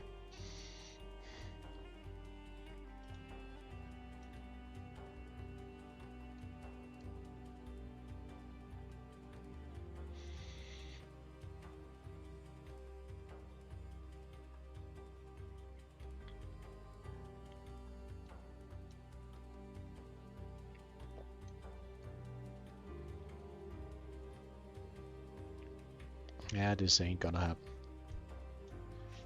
How did our legitimacy tank this low? I mean, maybe it's... we did opt for a lot of quite negative options in our choices in the game. And also we do not have a lot of value from the previous leaders. But especially the events, we've tanked quite a lot with our choices.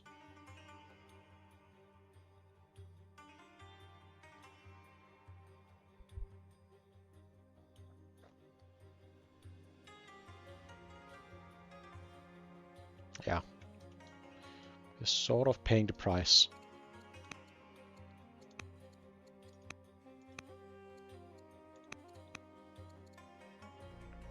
And the opinion currently in Nestor's empire, I missed this, has tanked quite a bit, as the leader of our religion is not really satisfied currently.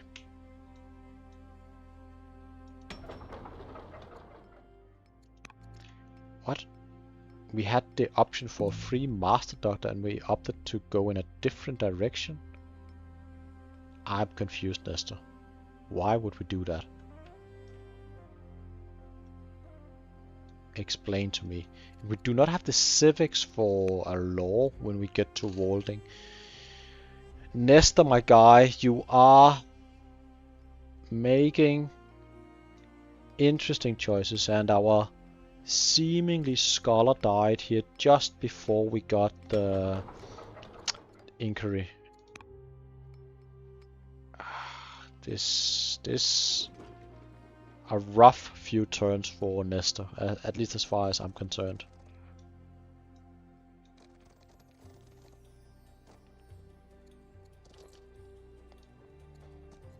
Free court scholars would be so much better than Walding, I think. I don't think we can delay our push more than at least a few turns.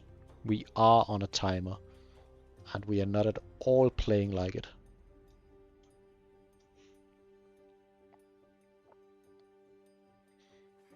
I mean, maybe we can just get to the point where this city spams out the best units in the game each turn, and it's gonna be fine. But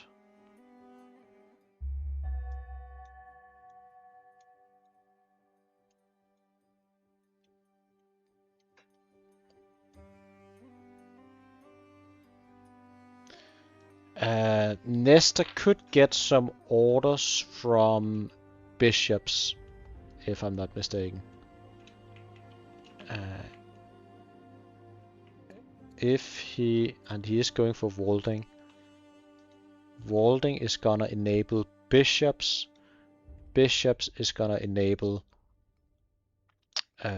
elder bishop that is gonna provide one order per culture level and a little bit of legitimacy.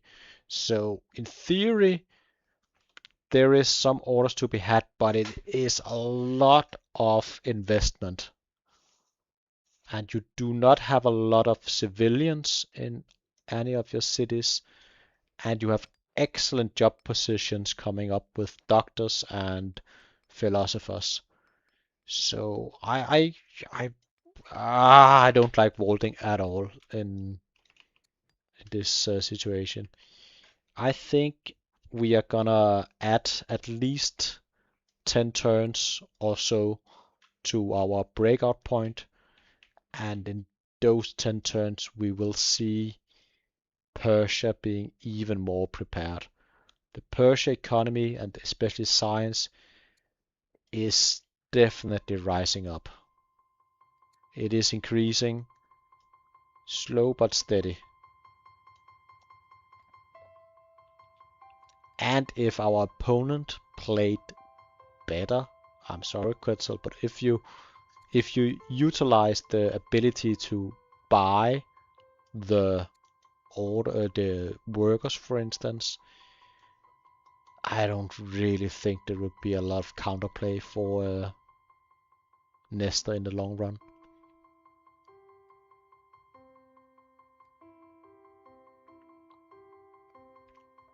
I'd love to be wrong.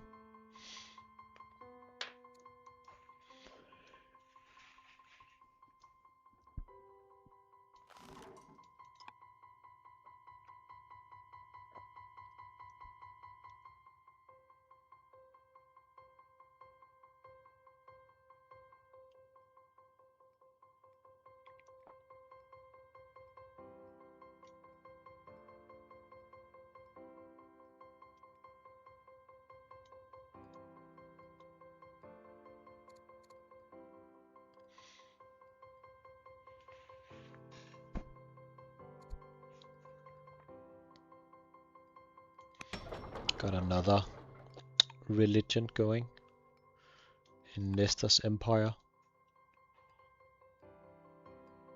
Manichaeism.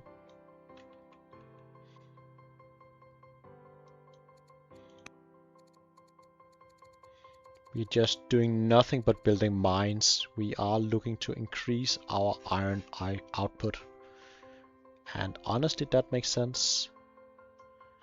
I feel like the main reason we haven't built units for a while in Persia is due to not having the resources for it.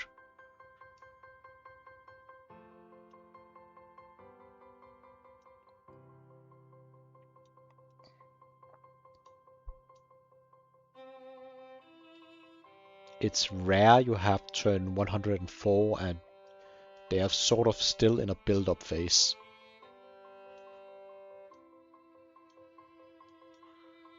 I mean, we've had engagements, don't get me wrong, but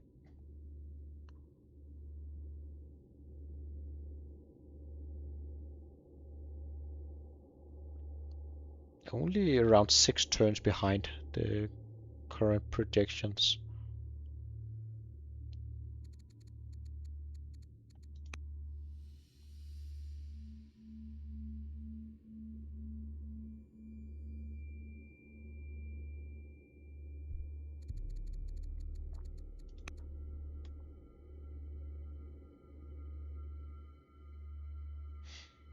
But this needs to go up faster. The Yushi science. We had the option for the free doctor. Why didn't we go for it? I am confused. I am a little bit puzzled.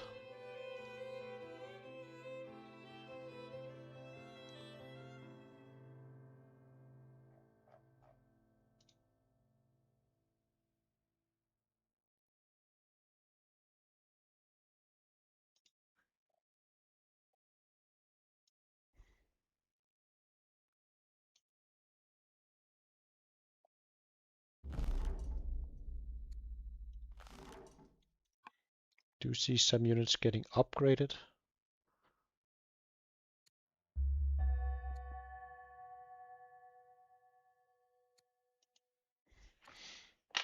Court Minister. Oh, some lovely civics. You'd love it. Indeed. Do not want to become superstitious. So that's not an option. Maybe we just take the monkey's paw. Spy Master become either ruthless or... And that's foolish power hungry. What an amazing combo. I do apologize for being a bit low energy. I am a bit tired. And it is a bit of a standoff right now. With not a lot of value.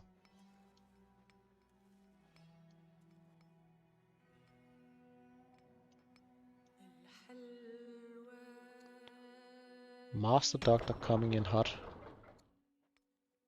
We could have a free Master Doctor. But legendary. Yeah, we could have had a free Master Doctor right here, right now with the event before. And then this turn upgraded this to the next level. That would have been pretty good. And then our next citizen should be the philosopher. And then we could upgrade that and things could be neat and nice. Now we've opted for cartography. Seemingly going for ballistics now. But this little adventure up here in the tech tree and also scholarship, I honestly believe we could be pretty close to ballistics right now. That would be very different. Our science wouldn't be as good, but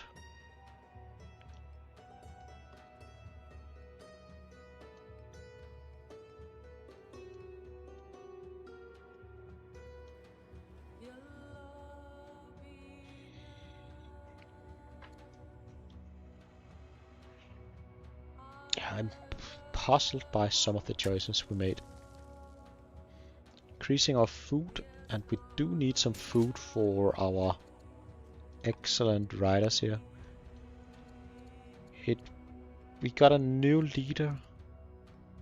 Oh, she's ill. Hopefully she's gonna die. We're gonna get better family relations. Could we make this? We could maybe get this to switch, and if we did, it would help a lot with our relationship. And honestly, we should increase, and we are with High Synod. So nice. Did we, with the laws, go into... We did go for iconography. That is a lot of training, I gotta admit.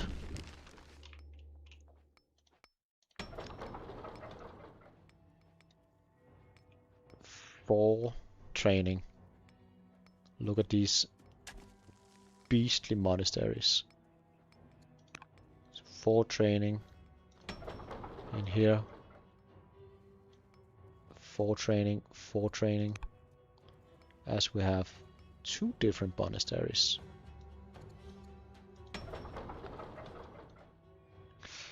That is a lot of training.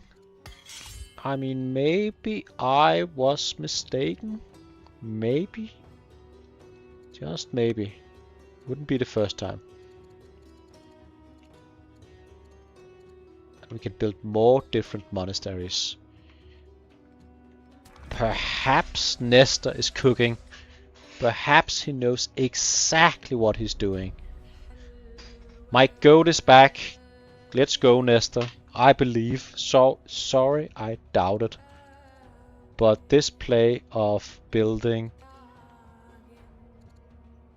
monasteries in all the cities, or 3 of the cities being clerics, that is certainly gonna skyrocket the training production. Look at the cities: 52, 80, 52, 50 and 20.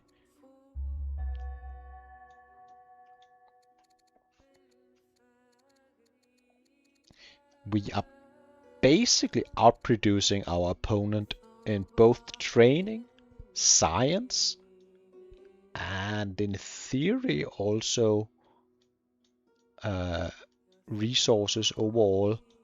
We do not have the orders, but we might be ahead on every single metric but that.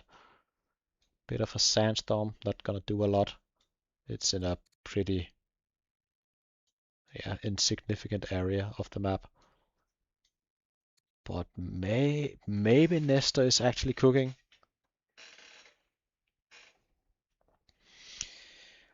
Yeah, maybe I should get on that clerics train, but I rarely go for clerics in my games, as I look to take advantage before they really get going. Maybe I should take some notes right here. This is interesting. Constant in chat teaching me new tricks. I love it. Seems like only yesterday I was teaching how to play the game or giving him pointers, and now he's just here being the expert. You'll love to see it.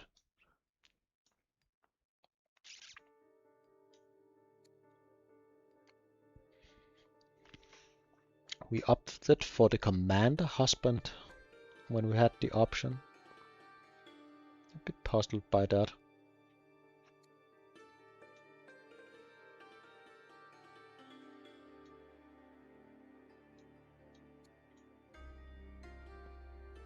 Thank you, Constant, for bringing Russian wisdom to the chat.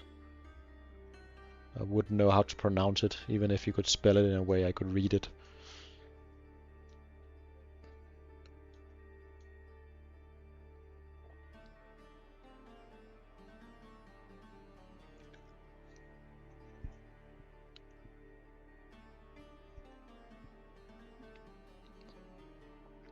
I wonder for how long they're gonna play.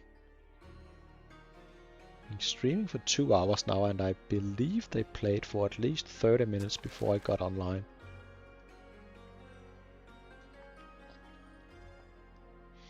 I didn't actually intend to stream now, but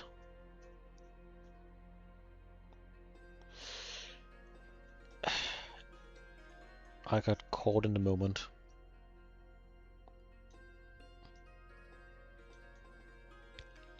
I'll refrain from making any political jokes, or at least attempt. This is, after all, an attempt to be a family-friendly stream.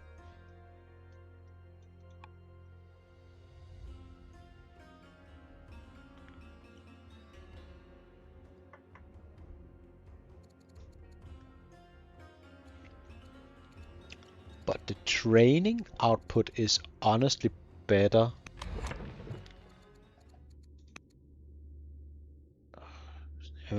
It's hard to say, as you have a lot of extra up here from the leader. 72 alone from the leader. That is gonna skew this quite a lot.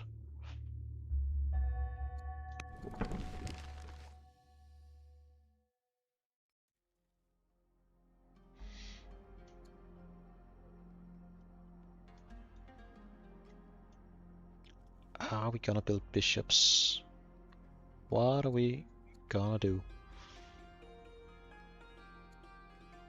Onagers. We build a lot of onagers. Maybe they will be improved soon. Master Doctor. 3 turns and we could build something else.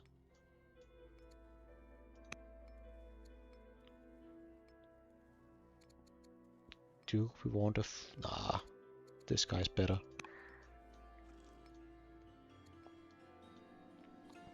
Science did increase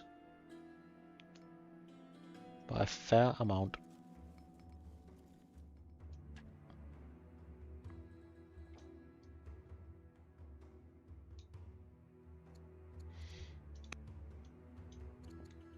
Granary. Yeah, we need to do something about our food. Ministry, library, monastery. I wonder, couldn't we build some cathedrals as well? Field bishops would be pretty decent.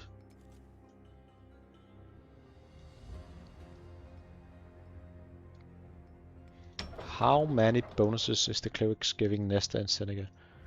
I mean, these pretty decent sites. We have 8 science for the acolyte and the civics for legalism.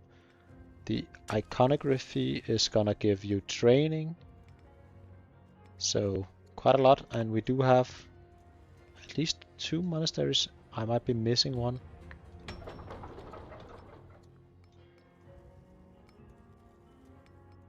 Let's see, 2. Overall, pretty impressive.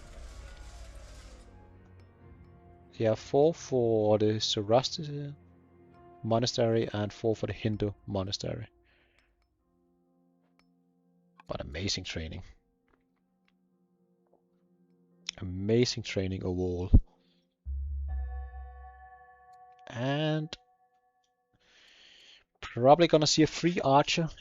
I believe that is the approach. We'll see. But look at the science though. Yeah, I don't really see any temples, and I don't believe we haven't gotten doctrine as Yushi yet, so we are not able to build temples.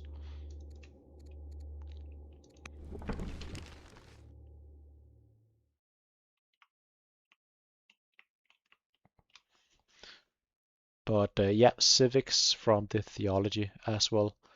And look at this impressive science. I believe some of This is agents.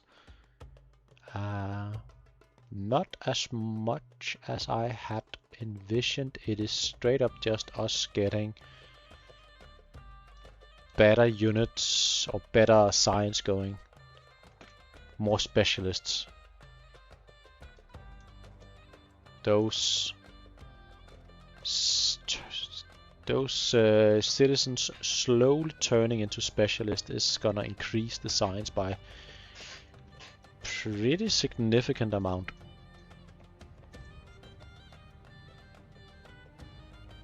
Still, the economy is better for Persia. Sorry, Yushi. Gonna get legendary soon though. That's gonna help. Still not spending the training. We should spend the training. We should buy workers. We should increase the economy. That is at least my opinion.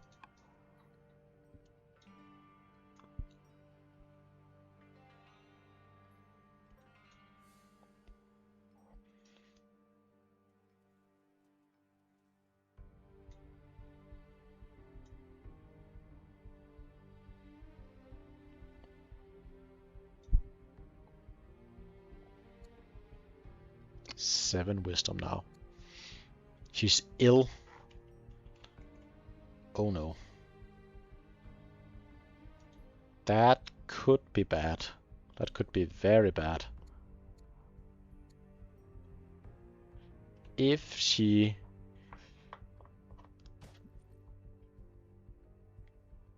Oh, yeah, this is not fun. 35% of the time we are not gonna like the outcome of this illness. What did cause us to get ill in the first place? I am not certain.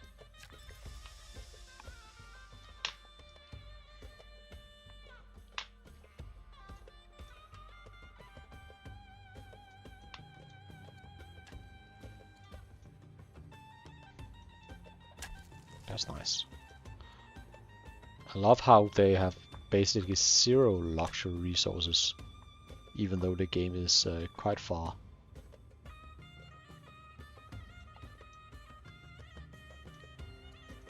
Both players have really done a lot with, yeah, look. Yeah, maybe it was correct to go for iconography, but look at the science though. This is... yeah. This game is not over, not even close. Seemingly Nestor is keeping up on every metric besides orders. And I don't get how. Exactly.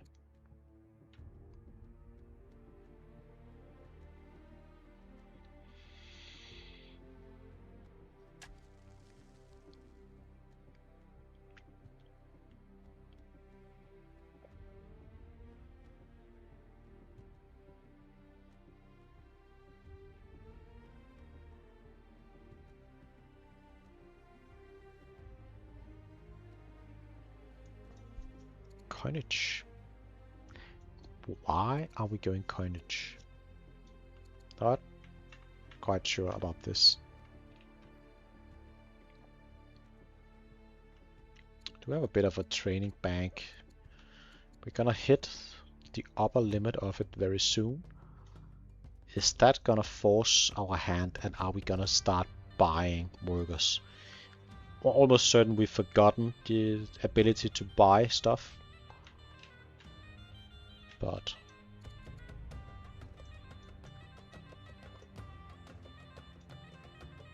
once more, 30 orders not being spent on anything.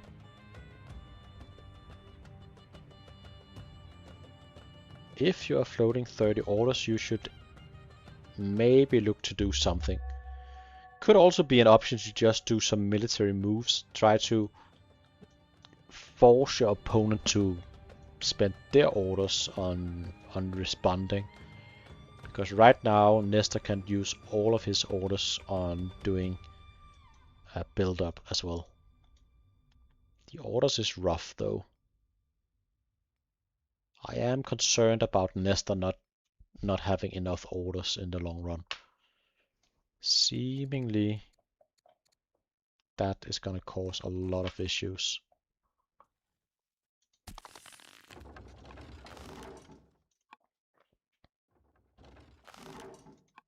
You're just setting up with tons of onagers. Very defensive position from both players. And I get it, honestly. These guys could run in and cause a lot of trouble. No, Aaron, neither player has opted to go for doctrine, so no orthodoxy for either player. Especially Persia would have great value, but also temples would be great for Yushi. So I am. We even have the. I guess we had the. We did build a durable Barkle, so I guess we got some temples going actually. Yeah, we do. Yeah, sorry, I've been very tired. We do have some temples going for Yushi, as they built the durable Barkle. So they have presumably a temple in each city. That would explain why they've opted not to go for it at all.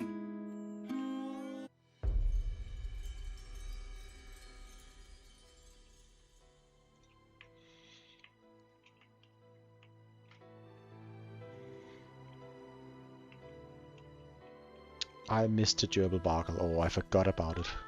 I am sorry.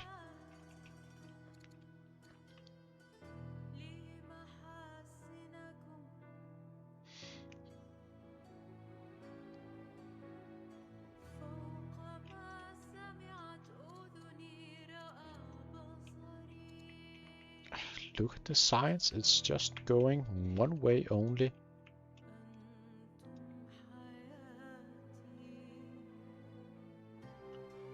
Very quickly we are seeing Persia climbing the science. Similar learned.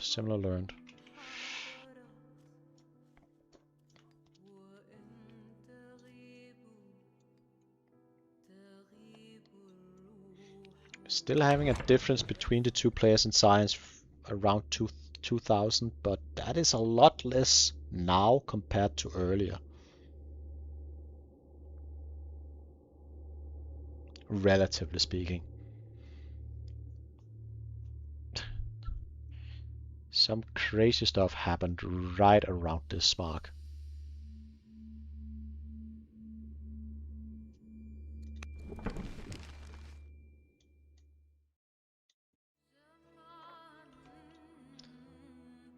I believe your math is correct.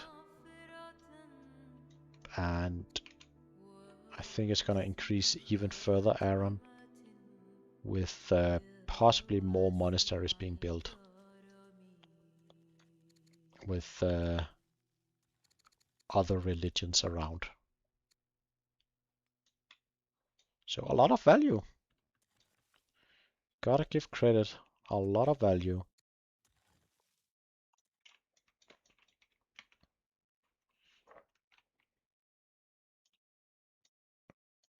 I wonder how long they're gonna play.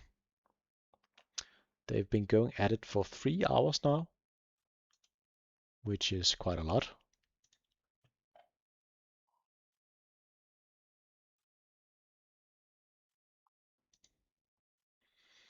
I see Sir Klaus Koala is back and responding to Cloud Games again. He's kicking my ass in a duel we've got going.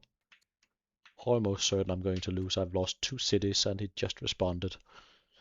He might have taken a third this turn. I'm concerned.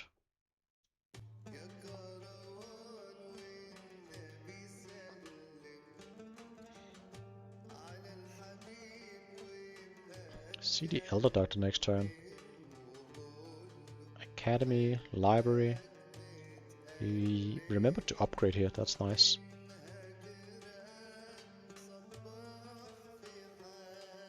We're just building farms because we basically have nothing better to build.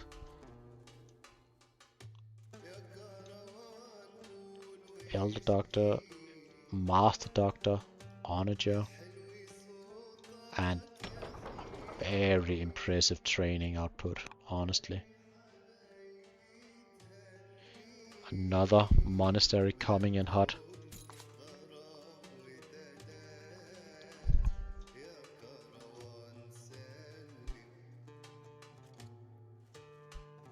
Got the free longbowman down here.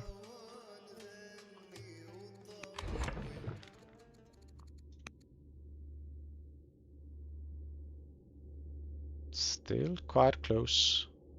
Still around the 6 turns difference.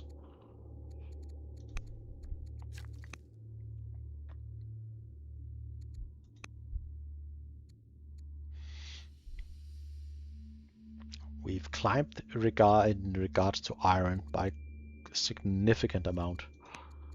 Stone still behind. Wood still behind.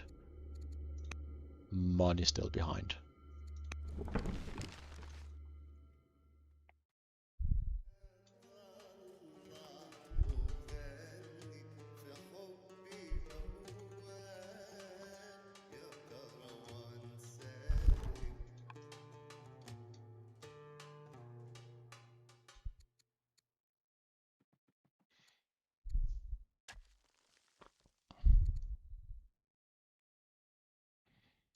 We are increasing our family relations.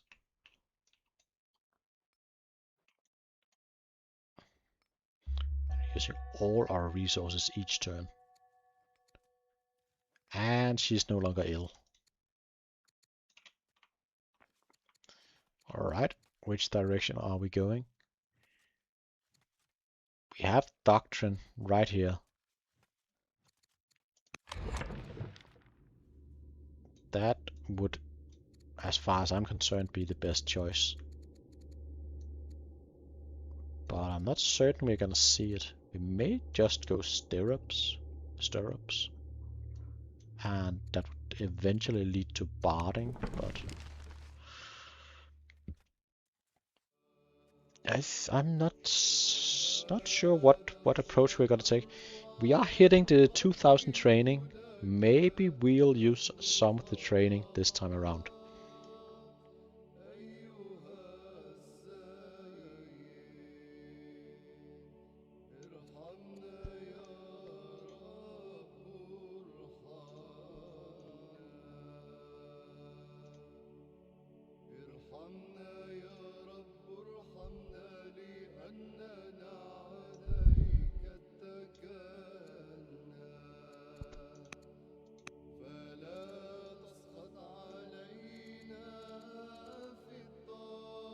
We are building the church.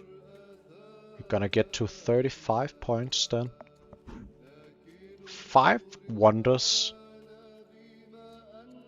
And we've won, basically. It is getting close-ish. In 20 turns we'll have 3 points more. So 5 wonders and we would probably win the game. That seems likely. We are spamming quarries right now. And gonna get a lot of stone. Yep. I'm not feeling certain about my bet.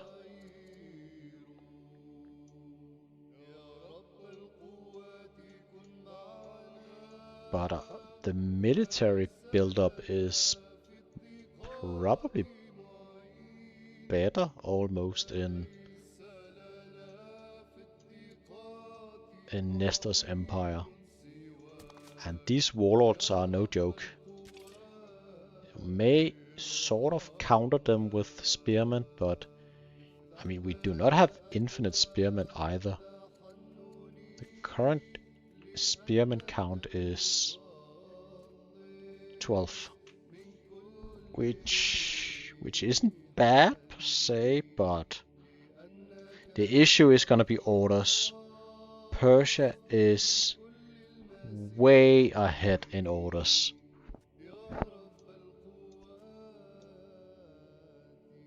It's gonna be difficult to fight in and sort of equal battle with half the efficient orders, or close to.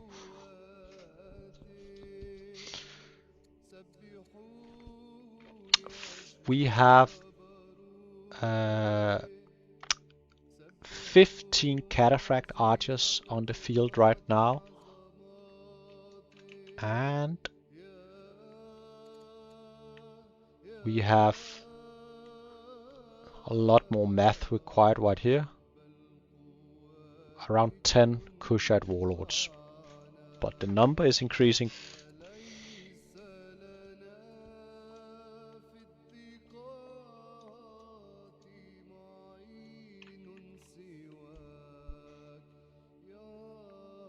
And we've opted not to go for doctrine. We are going for architecture, which is puzzling to me, but both players are doing the same place, so maybe they just know each other perfectly. I really disagree with architecture pick here. I also really disagreed with the architecture pick over here, but this is wrong. Was it only 9? I might be mistaken.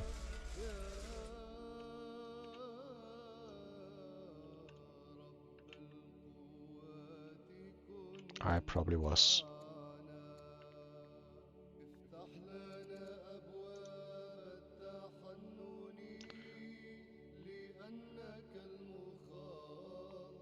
No, I count 10.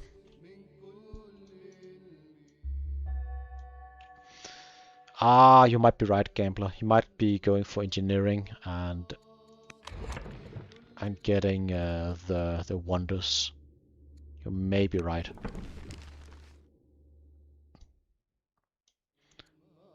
Maybe he could, yeah, build the wonders and go for builder and get them done fast. Could be a play. Where are we going? Could honestly also just go barding. We've taken basically everything. Just having cataphracts slam into the opponent, especially before pikemen, which honestly could happen. Could maybe be a play.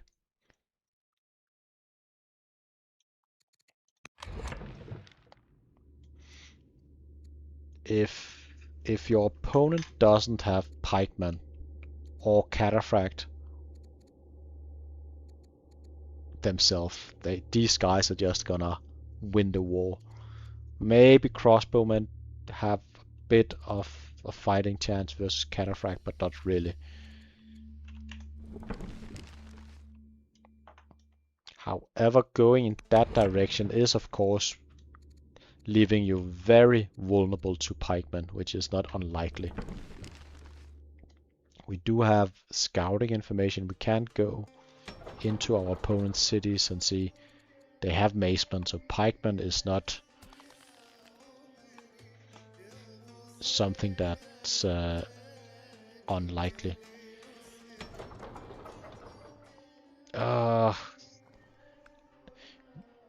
If we had opted for a different direction earlier, we could have gotten the Elder Doctor in here already.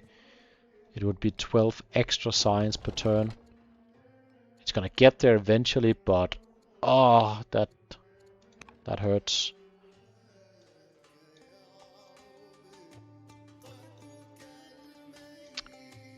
We are opting to build a ship.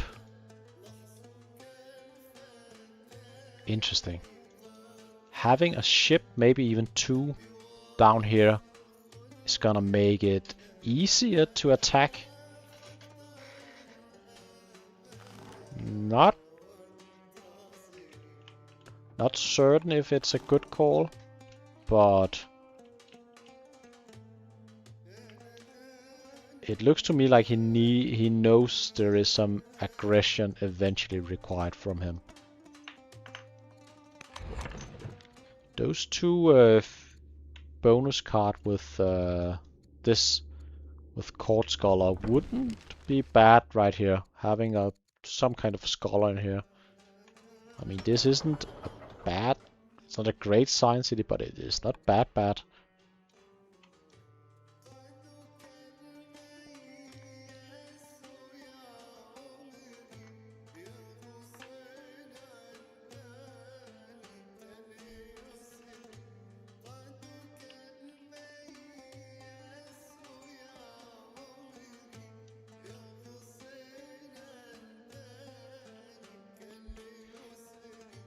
We did use some training. Did we rush workers?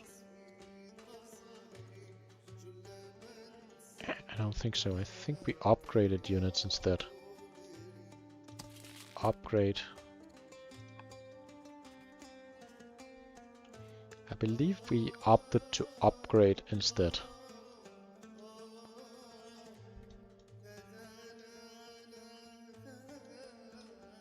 He likes his sentry.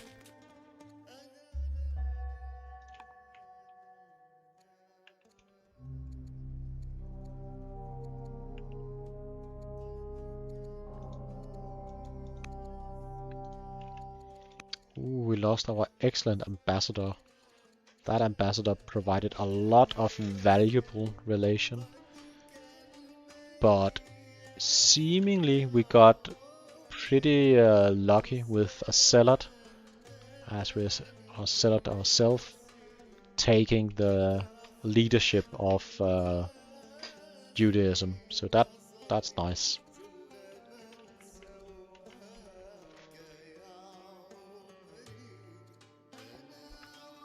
It almost got bad, but it didn't. We can even install an ambassador, get even more decent relationship going. We're doing fine. For now, at least. But I think you're right, Problem Gambler. I think it's a wonder spam strategy. Getting architecture and just spam out the wonders. Really putting a timer on your opponent.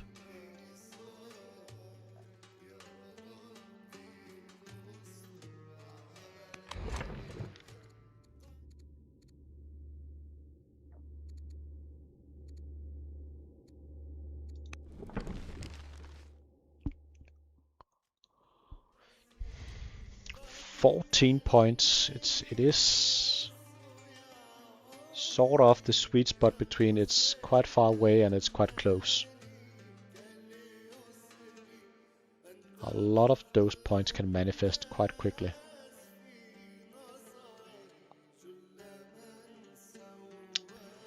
I mean, within 20 turns, we've got at least 3 points.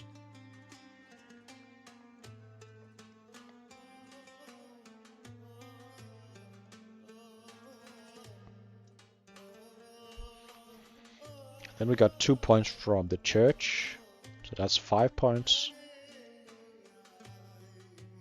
That would mean that 4 or 5 wonders would be enough.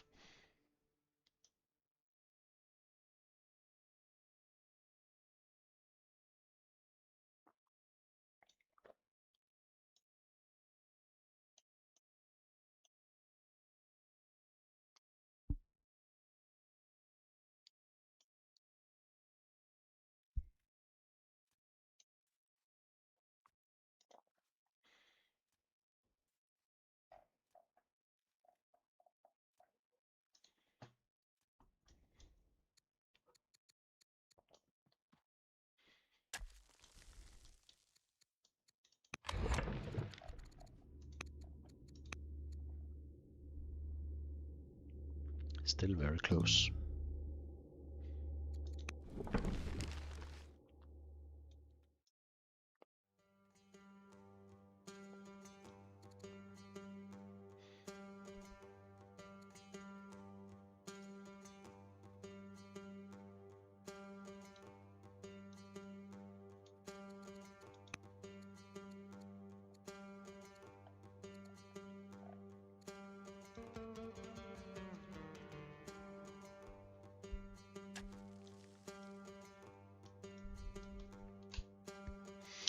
Look at the vision Persia has got.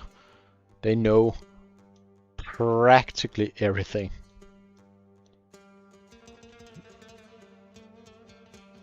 You can tell everything the opponent is doing.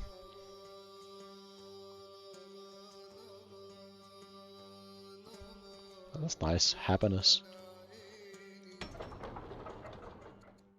They are happy.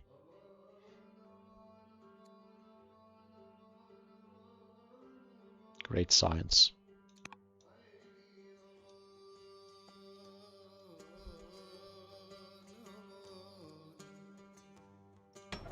I have mixed feelings about this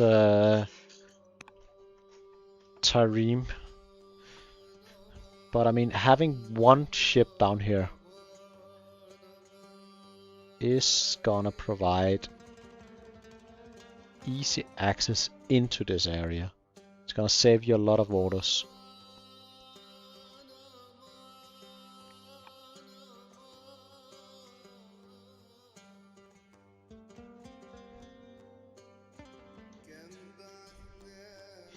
The problem for Yushi is gonna be the order disadvantage.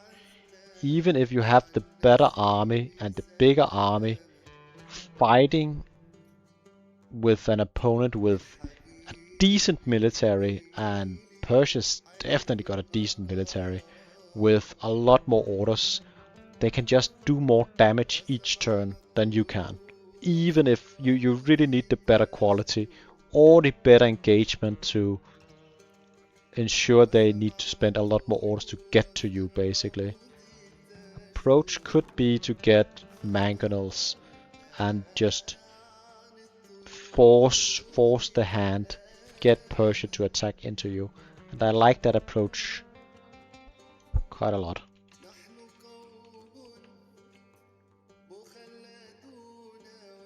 Alright. We do have a free court scholar as an option. We'll take it.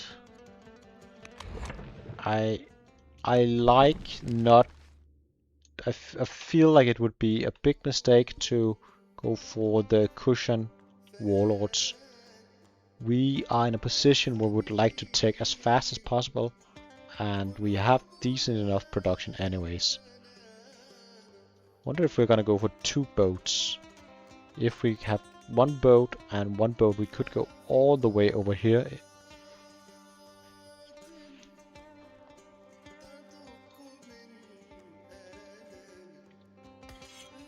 I like how Persia, basically due to having no resources to build an army, seemingly build an economy instead.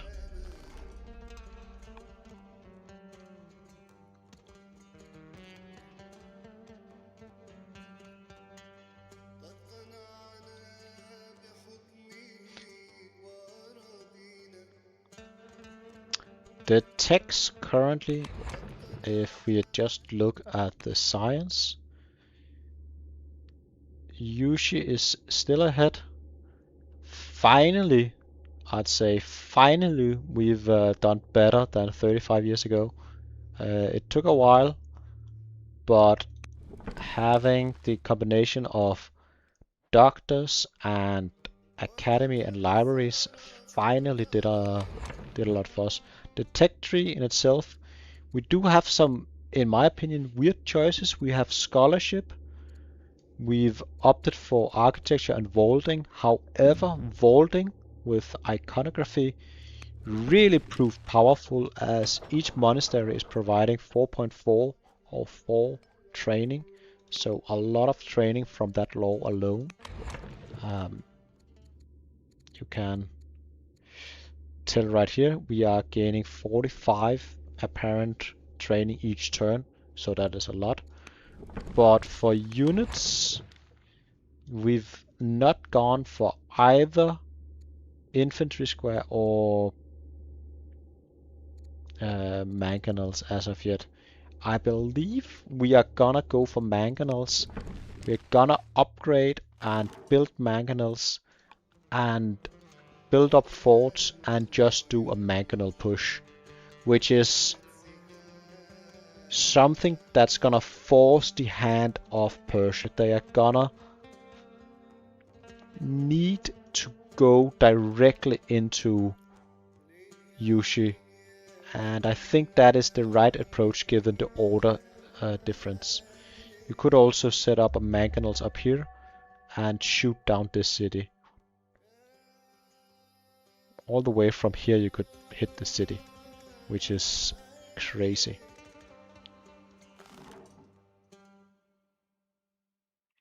So having mangonels here, which you could also defend these mangonels with mangonels all the way over here, could easily take this city and this city, or not easily, but could at least. And then you could maybe just do a slow push towards the next city and slowly claw your way back into the game. Hydraulics from Persia, and I believe we are gonna see engineering. It would make a lot of sense.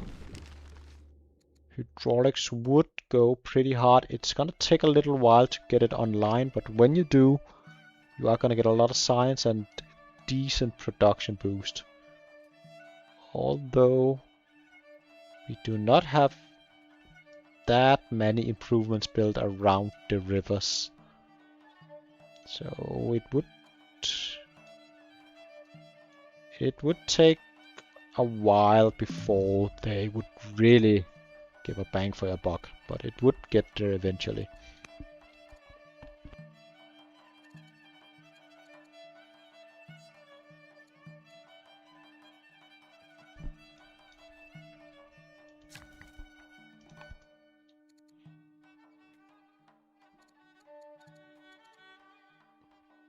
Both nations are just increasing their science pretty fast.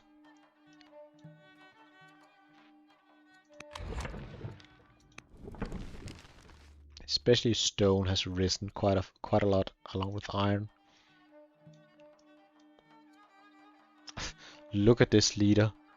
8 wisdom in Parser.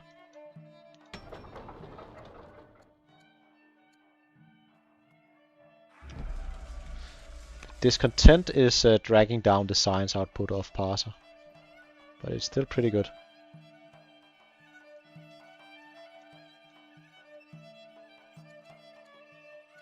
We have 48 orders left. We are even converting training to orders. And we have a zealot. We could rush workers. I've said it before, so I'll attempt not to repeat myself too many times. But we could have rushed at least 10 workers by now and have 10 workers just increase our stone output. That would be wonders eventually. There's no reason not to do it, but yeah. Also not quite sure what we is. 3 minutes ticking, nothing left. Not sure what we're waiting for. Maybe we're looking at different options regarding laws and governors. Could be stuff like that. Missions. There are stuff to do with, even though we spent all our movements. Oh, we seem content to end the year.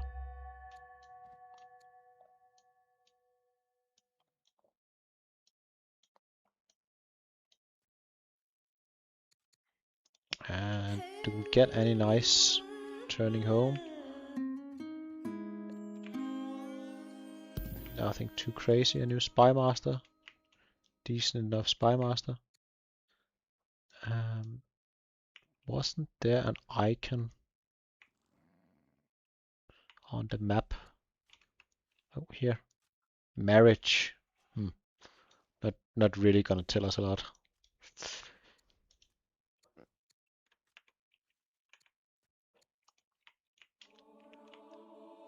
And again, the science is flying.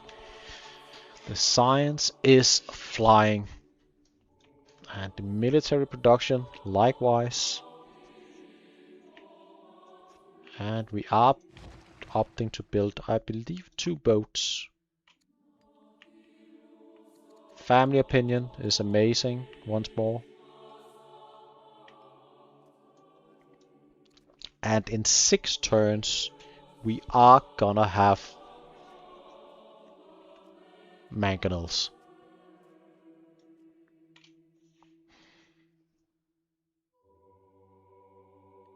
Yeah, I really believe it's gonna be the onager. Sorry, the mangonel push. By not going directly for mangonels, we've gotten better science and better training production, but we've also delayed the push by 15 turns or so. I'm not sure it's been a worthwhile trade-off, but honestly, I think it may work out. There is still at least 20 turns or so before Quetzal is gonna win, I believe.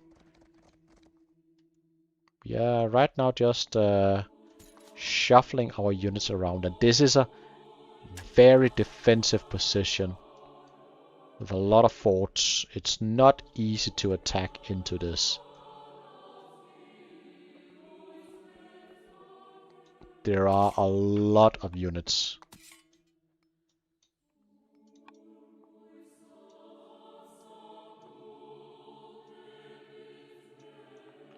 And that science is nice. I mean, it's not bad either in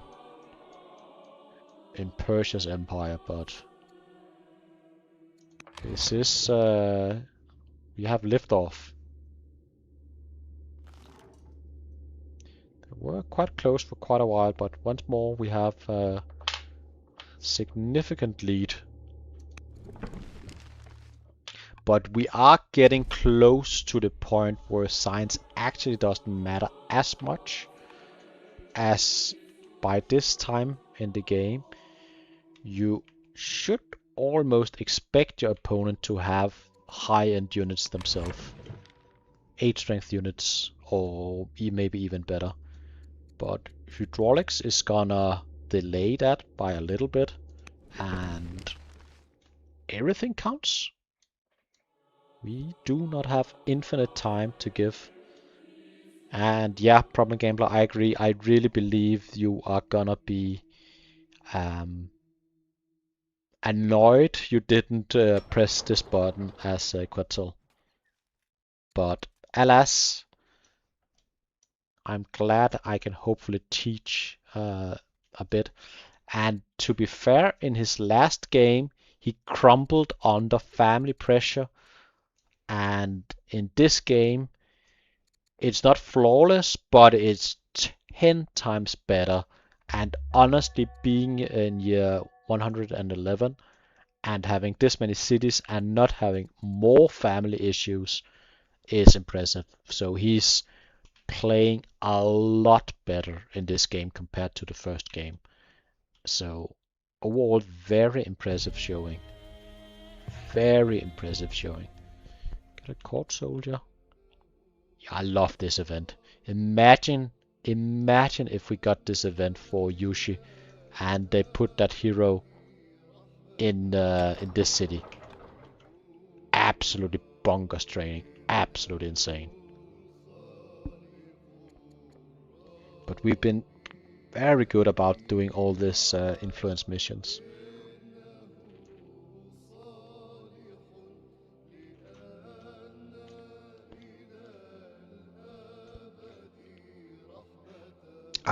If and only if Quetzal is losing this game, I really think the more he's gonna get a lot stronger for each successive game he's playing. I wouldn't like to play him when we're getting close to the end of the tournament.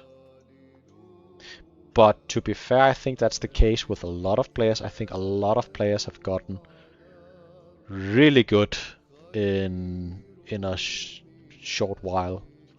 So The gap is narrowing between the top players and the beginners, you could call them, entering the tournament for the first time. And that's great. I love the competition to be fierce. I love the overall player skill to increase. That's how you get better. I still believe I have a trick or two up my sleeve for the majority of players, but the gap is narrowing quickly.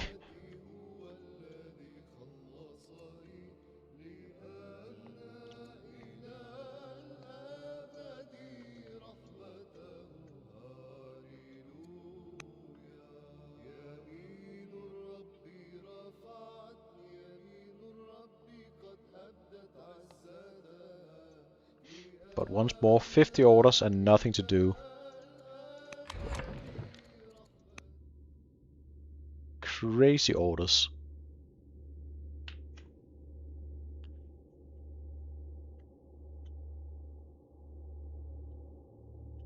$1,000 additional orders over this game. And we mainly sold it. It is part of our economy. It is keeping our economy afloat, selling 50 orders each turn. And we're also funding our extra training directly into our order economy. So this is a unique take on economy. Never seen before.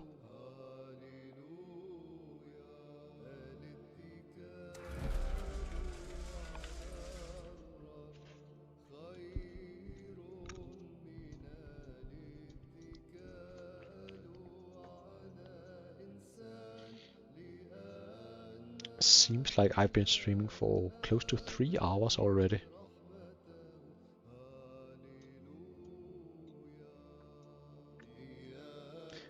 I'm not sure how long they're gonna play on.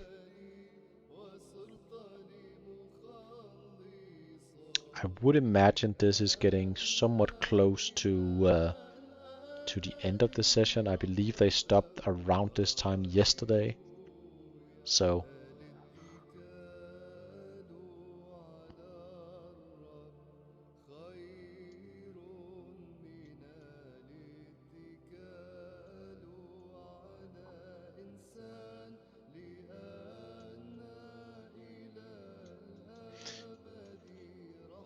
I believe they stopped yesterday around this time. Maybe they wrote in the chat when they would stop. I'll see.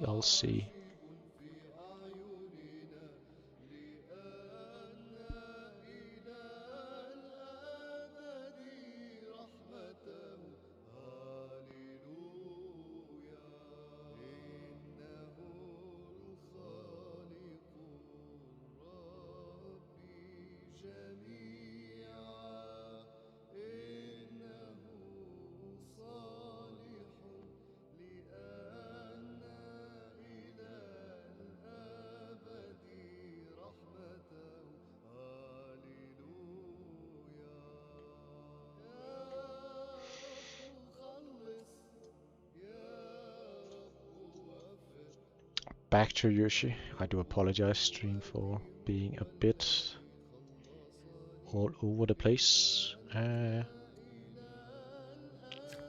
holding court. That makes sense, although we do not have a lot of training. We are setting up some sort of naval invasion down here. Back to warlords. Look at that juicy training. I'd love to see it. These they are getting very upset in here though, with all this discontent. But it's still manageable, and it's not like discontent is gonna slow down the military production. It is gonna decrease the opinion, but we only have one city, for better or worse.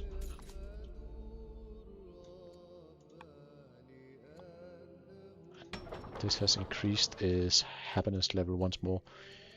It seems to me like we are confident in mainly just building military now.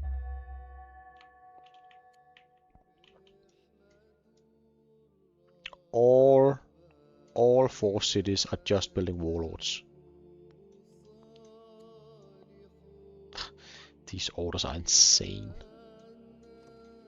Insane number of orders.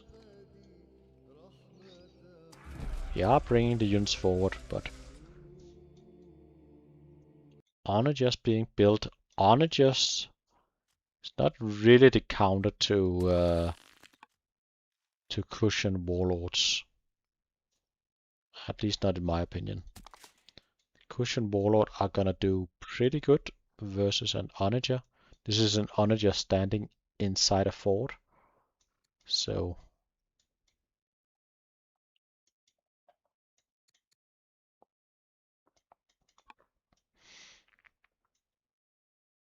again, the orders is gonna be very decisive for who's gonna take this. Also, family opinion, it's not excellent currently. Negative, so there is that. We do have some riders in here.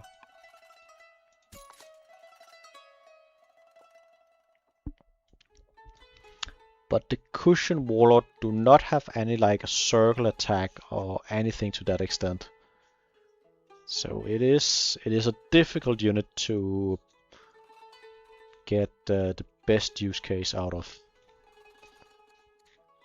I wonder what the military graph looks like. Yeah, the gap is narrowing. It is getting quite close.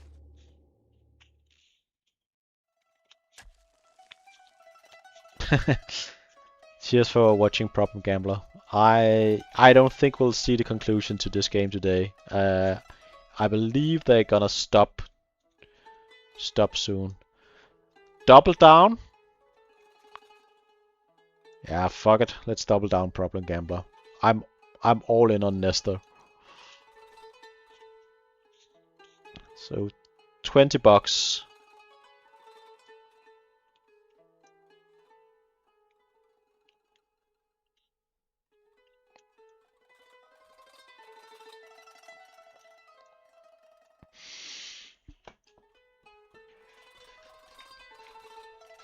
We are spending some orders. Are we rushing anything or promoting? I believe we are promoting.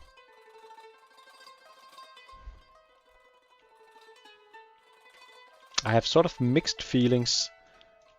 I would love this to continue as the engagement is gonna be very nice. It is also getting rather late and they've been playing for 3 hours, so I think I would need to be more energetic to provide the great cast this battle could deserve. Probably a great place to take a break before an actual engagement. Often players is, at least I know that for myself, I'd like to get into the battle with a fresh mindset.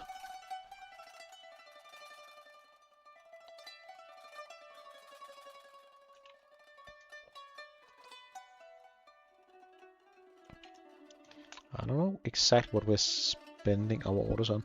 We should and could install a lovely ambassador.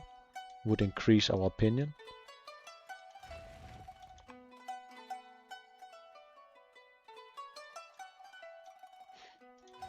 You should honestly go all the way over here. Oh, we are rushing a ship, a bireme.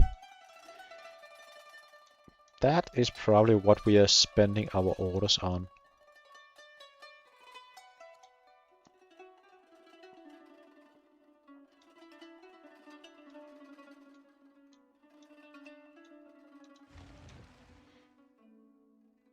This is bireme from a statesman city. Is not gonna do that well versus triremes from a champion city.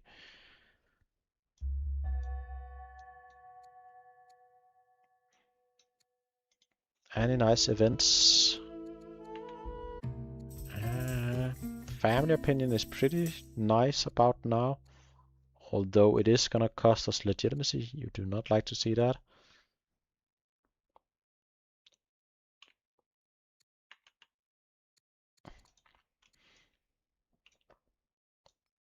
But look at this amazing production. Even though we only have 4 cities, they are having 56, 56, 54, and 84 production. That is quite a lot.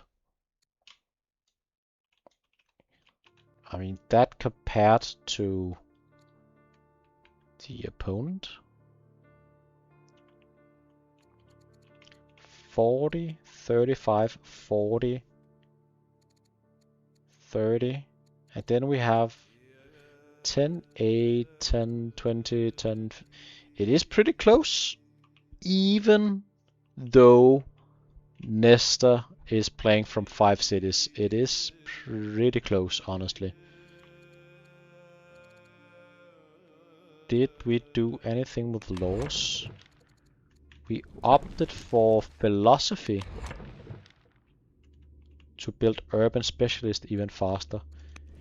And again, I see a reason for that. We are building quite a lot of urban specialists. Not right now though, not a single one beside this elder officer, but we've been building quite a lot. But cataphract archers are gonna come and they are gonna do pretty good. It is a pretty even matchup. But you'd love to see this autonomous city just build up. Oh, seemingly it's we lost the. We are in control now of this city. It used to be autonomous, but no longer. It is now clearly in the control of Yushi. So, what are we building? What is our worker actually doing? Lumber Mill University, Lumber Mill, Hamlet. That seems like an odd choice. Hindu Cathedral. But we are... It looks to me like we are running out of good stuff to spend our orders on. We never built camps here, did we? We did get 71. So we could honestly and should honestly build some camps right here. That seems like a mistake.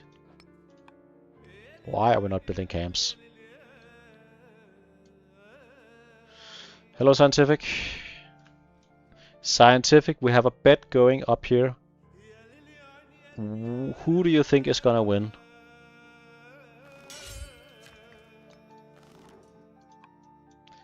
Yeah, but Nestor did not opt for pikeman. He opted for everything besides pikeman, basically. And seemingly, mangonels is gonna be his 8 strength unit of choice. But he did go into architecture, vaulting, and scholarship. And he's got some very impressive monasteries. Look at these yields. All this training is adding up. So the overall production is pretty stellar.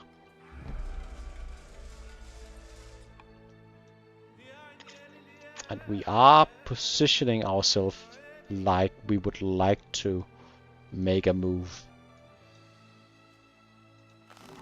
Double salad on fort.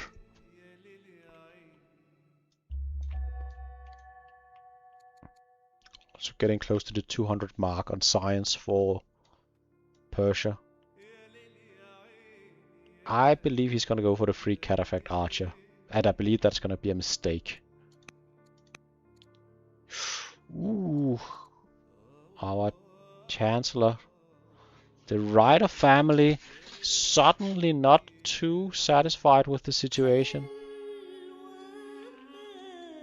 I'd love to get him in. Why is one event English and the other is Russian?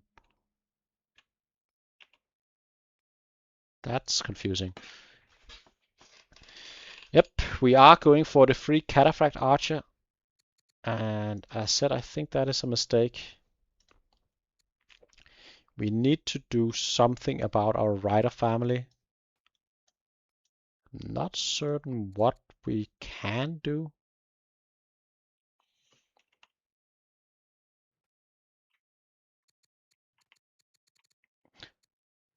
Besides obviously installing an ambassador and a chancellor and starting to pay them up.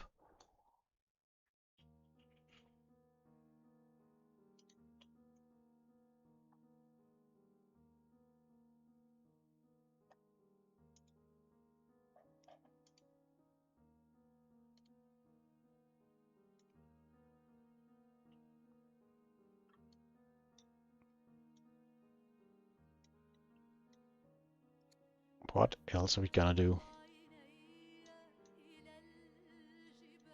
I don't even care. This is one of those games where both players deserve to lose. I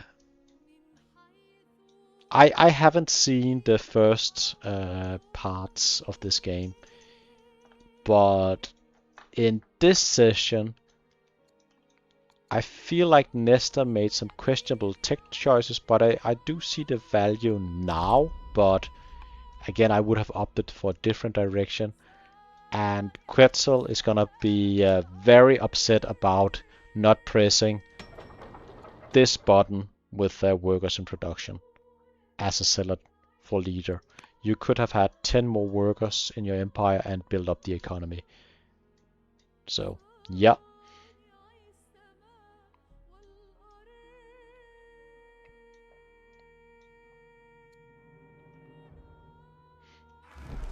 $11 points to victory. Yeah, seeing an onager being pushed forward. Is this finally gonna be some sort of engagement?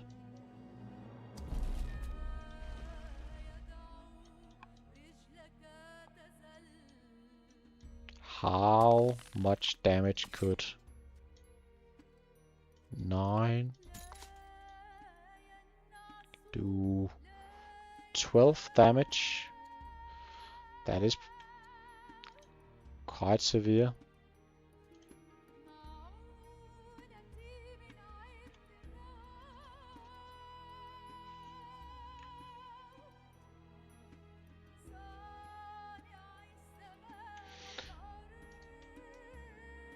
I'm actually not certain for charge does an empty urban tile count? I don't think so. This isn't an empty, there is a range below it, but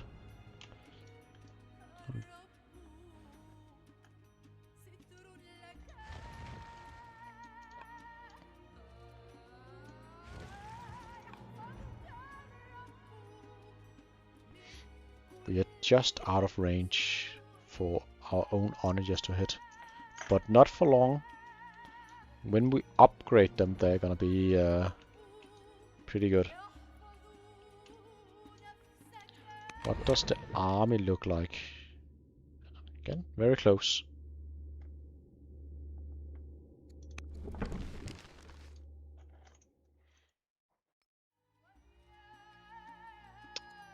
Cheers, constant. See, there is a lot of stuff I don't know. We did increase some of our issues. We have an ambassador. Any particular nice? Probably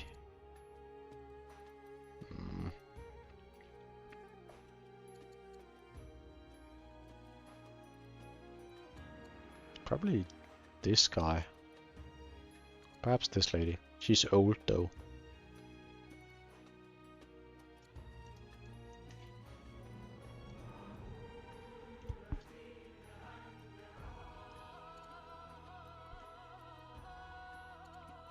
She likes us quite a lot. That is nice.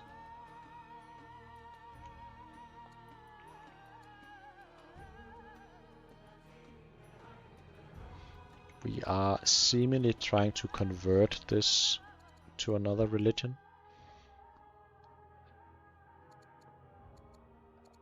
Or...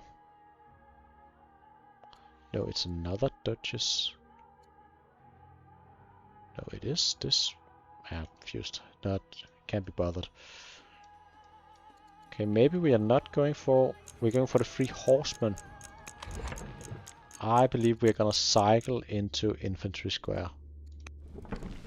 That would be my guess.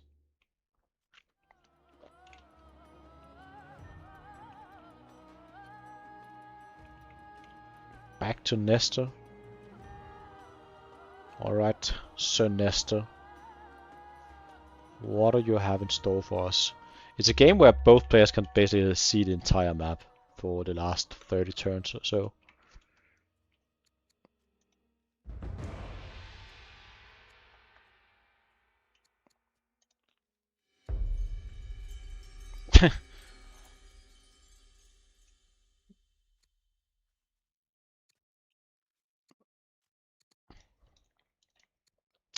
Once more, ambition to... and we've taken the ambition to recapture 3 cities. 300 science, 2 turns for our onagers to become even more powerful. If you upgrade an onager, do you need to unlimber it again?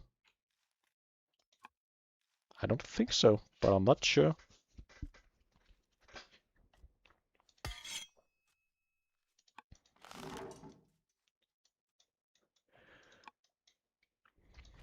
This is a sentinel onager.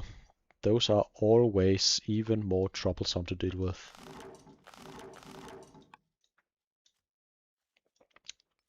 If we want to kill it, we would need to commit.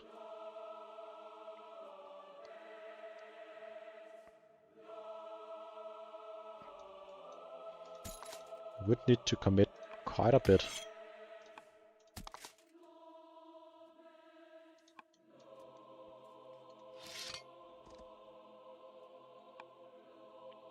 I wonder if we are gonna allow it to just take a shot.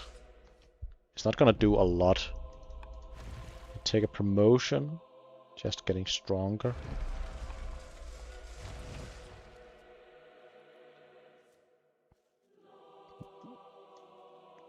Huh. Why are we gonna go for this one? I don't know.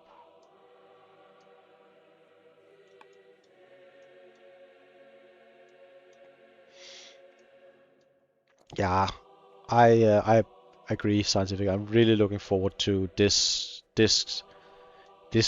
god of force and engagement. I'm concerned we are not gonna see it today. So yeah, there is that. Why are we building one elder philosopher? Is it just because that science is absolute bonkers? It probably is. 16 science and we can rush him. We should rush him. Please rush him and get back to military production. Maybe we take one turn and the next one we buy it and then we get ready to build mangonels. That could maybe be it. But we are getting to the point where science isn't really gonna benefit us greatly, as we do have an 8 strength unit. A good one at that. Although it would be lovely to get a counter infantry square for his units. These are gonna cost you a lot of lumber and a lot of stone. That is low-key a great thing about going for those guys, as your unique unit is gonna cost you mainly iron and food. So you basically spend all the resources on units.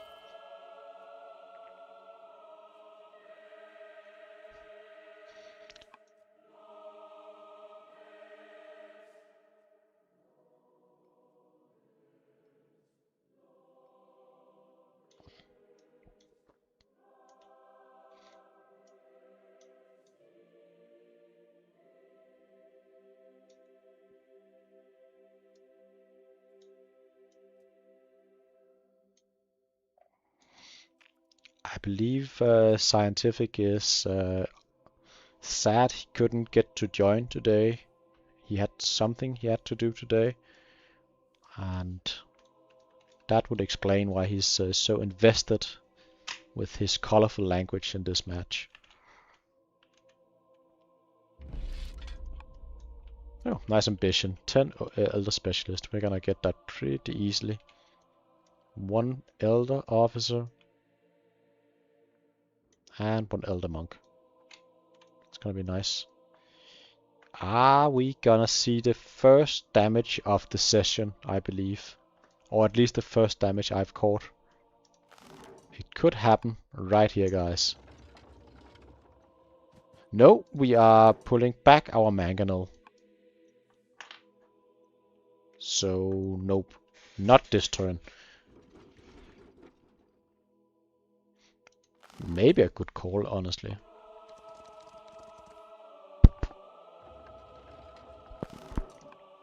A lot of reshuffling of units back and forth, back and forth. And all this reshuffling is gonna pretty much fall apart when these onagers start to just attack. And still the opposite family.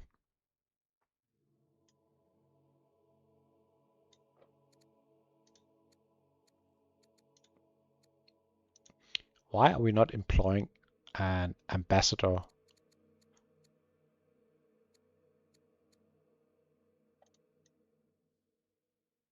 Yeah, I have a feeling, Constant, that's what we'll see. I honestly thought that this would be a somewhat quick session, but I clearly didn't know what I walked into.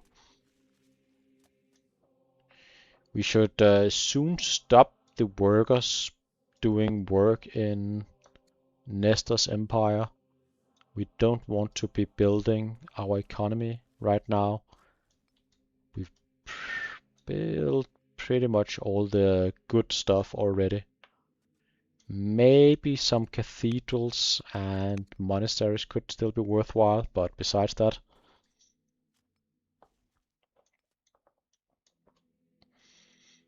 I'm doing nothing but cursing Scientific, and you know it.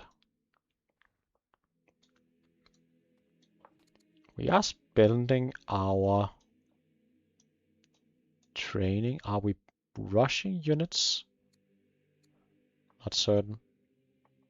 Money boost is gonna be nice.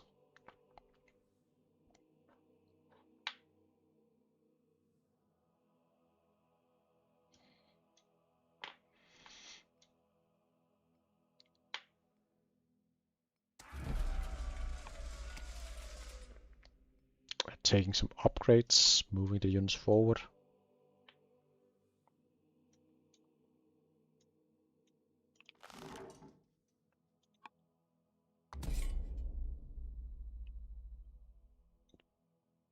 But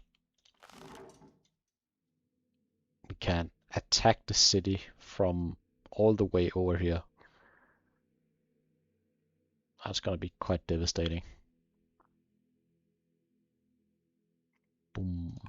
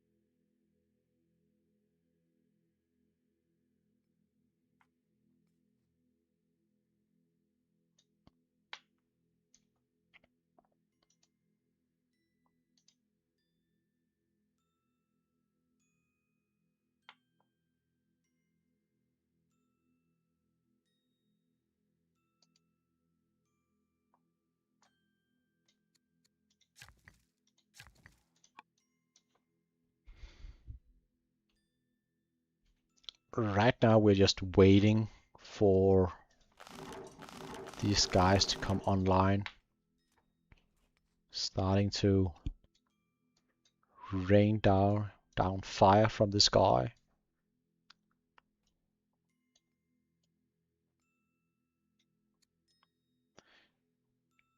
I wonder how confident we're feeling currently as Persia.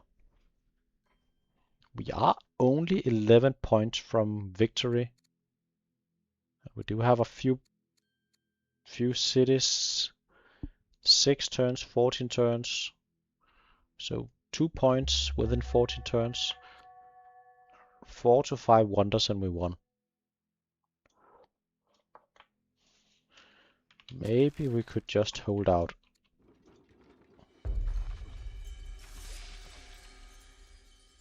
What did we kill? A rebel axeman. Okay.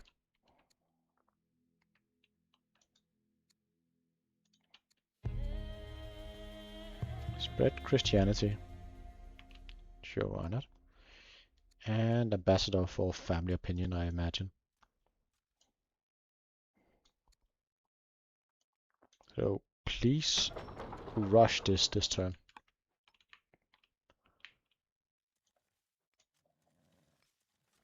Okay.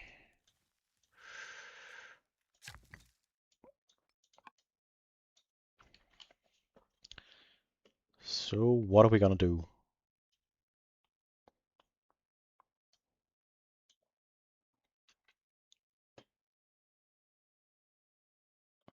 I think I am gonna leave the screen right here and I'm gonna be right back a few minutes. I believe the action won't start for at least 5 minutes, and yeah, I need a bit of water and stuff before that.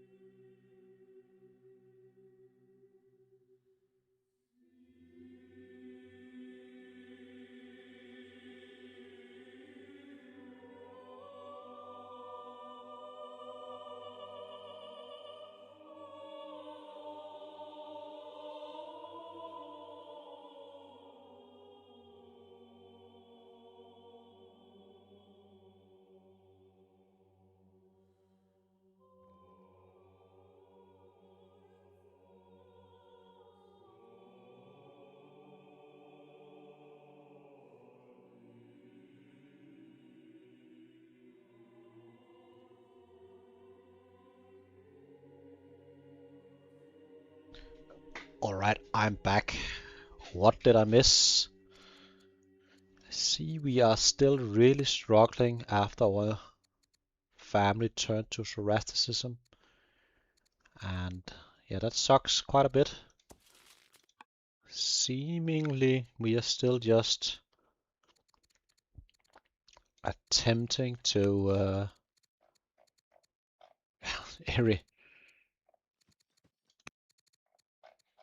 everybody is basically following Zoroastrianism in here. Very annoying. Furious, that's not what you would like to see. The turn the opponent is basically getting ready for an invasion. In fact, not at all. I believe we're gonna see this boat move forward to like here or something, and basically ask the question, what are you gonna do about it? The backlog is not really a lot of warriors. We're building a lot of forums for whatever reason. I mean, there is a bit of synergy with our current laws. We do have... Nope. Oh, yes, we do have philosophy, so a bit of science and urban specialist, but again, not really. What would I... we didn't rush. Why didn't we rush this guy? Nestor, rush this guy and get to your mangonels next turn already. No reason to have him hang around like this. We've got nothing to spend civics on besides that. Anywho,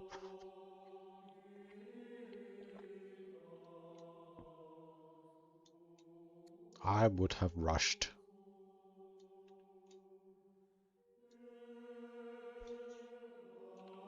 Seemingly we had a lot of orders as well, but building hamlets and farms. We are done with the good stuff.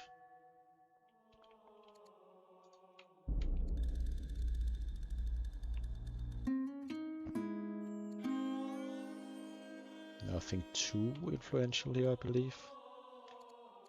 Or... actually, that can be annoying.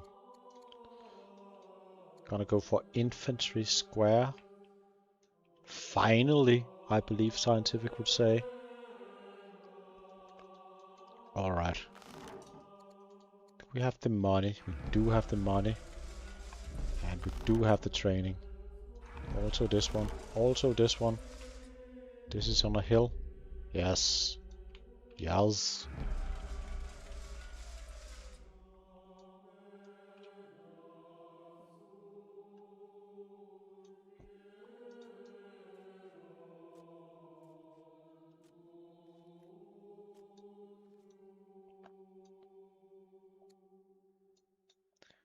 Look. This is such bait. Standing in the forest. Getting an onager close enough. There is definitely a risk of getting pushed back. Getting cataphract archers. But look. Cataphract archer. Oh, this is also the Furious family. That's not gonna help a lot. What if we find this guy? The Warriors of God. Seems like a decent name. Again, 4 to 3 damage. It's not gonna do a lot of damage. It's gonna be very difficult to push in right here with all these forts around and mangonels behind it. Mangonels are just gonna rain down on this city. We are seeing ballista being rushed, and all these units up here are not really gonna help down here. I mean, with that said, there is also a lot of units all over the place right here that's not gonna help either, so that's kind of equal. We are opting for more doctors. I'd argue this is the time for maybe, you know, a mangonel. I'd love some units, but never mind. Do we? Yeah, lovely. I love this move, sailing this ship all the way over here. Basically, our unit can attack from almost anywhere next turn. So this could very well be the beginning of the end for Quetzal. Or he might as well hold on. I have no idea if this is gonna be a case of they would take a break now before the action, or if they are gonna fight it out. I do not know the players that well. If anyone is around to continue this cast, I'd love to get replaced, but I can stay for now, but probably not for the entire battle. Just letting you know.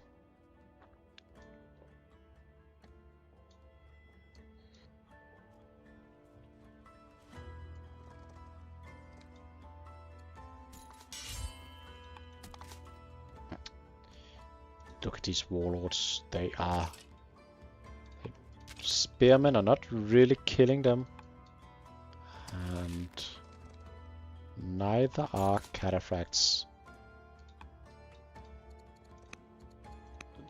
The family issue is a huge deal. It's a huge deal.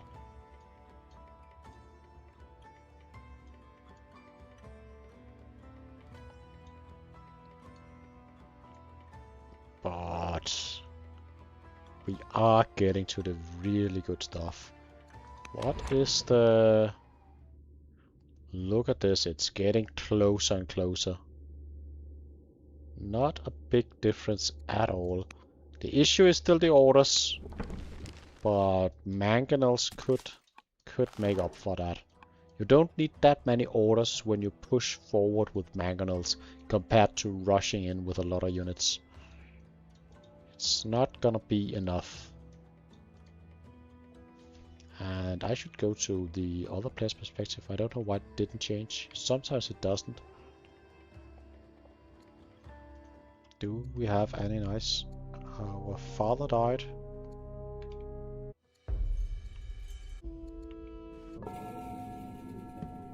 Not anything too crazy. This is a bit of an annoying event, honestly. Blessed, but get superstitious. That is... And a lot of people are gonna hate us for it, honestly. So that is probably a negative opinion with the Ryder family. Even more. Not exactly what we're looking for currently. But what is our response gonna be right here? Can't really push into the maceman in the forest. Can't really do anything. We could use our ballista, I guess, to kill the maceman. But again, that's gonna be 2 ballistas and possibly more. We do have some onager shot. We do have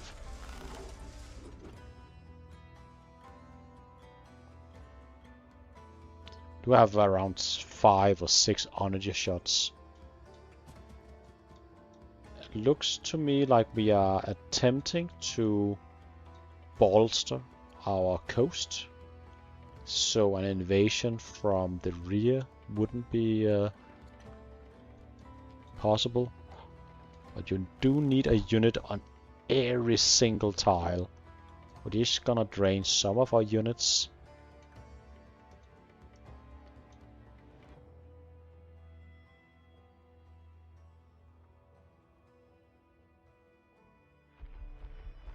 We are just moving back. And I agree, I think that's the right call.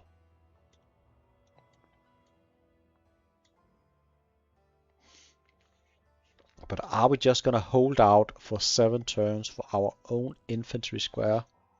That would be a pretty good counter to what we are facing currently. Better counter would be our own mangonels or cataphracts, but neither is possible.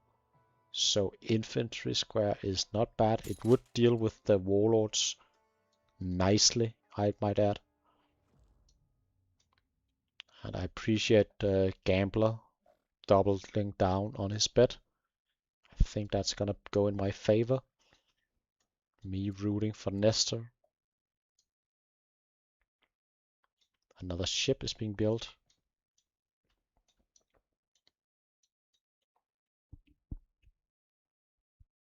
I mean, at some point we're just gonna have ships all the way over here and attacking from behind. How much can we do from here? We can. I thought we would be able to attack into the city, but apparently not, as it's on a hill. And I missed that fact. So from... Ooh, we are building a moat. It's gonna be even more difficult to rush into this now. That is annoying.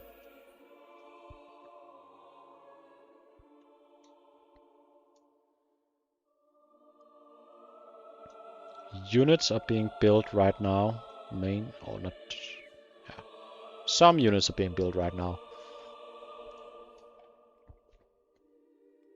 I didn't realize they weren't in range. I thought we could attack the city. That is a shame.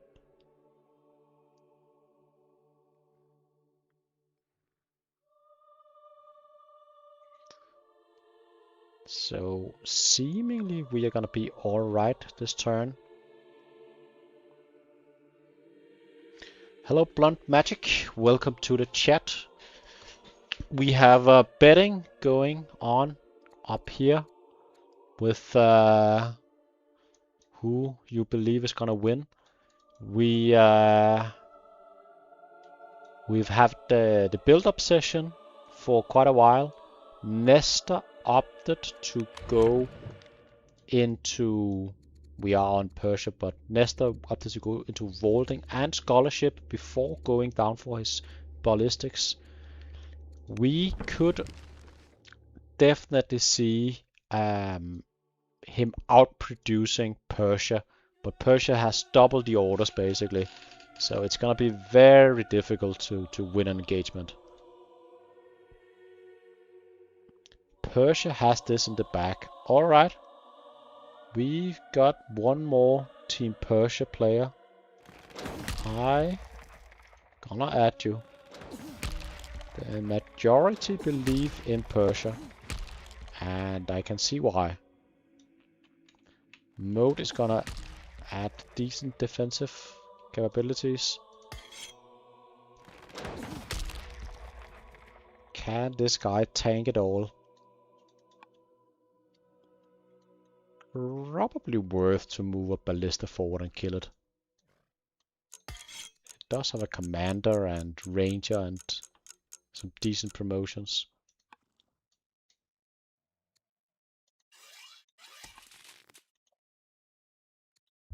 We opted not to kill it, so surely he's gonna fall back and heal up. Can hit some spearmen, but that's about it. Or actually we can hit this cataphract archer as well.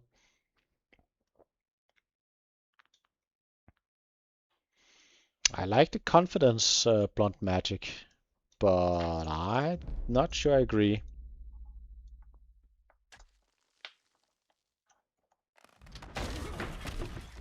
Look at the damage. Look at how devastating a mag. This is one shot, by the way.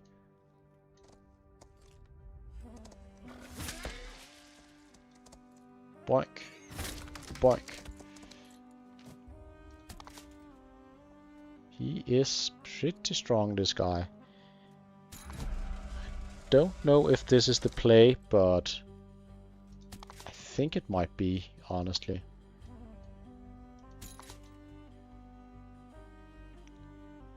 But I'm not entirely sure. We only killed one Cataphract Archer and one Onager, and seemingly we are committing maybe more than we needed. Do we have any ballistas? We do have ballistas. They can sometimes do great things. But this is defensive territory. We do have hunters.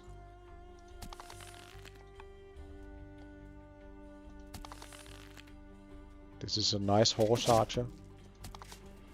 We keep the route chain going. Possibly going down here for the onager.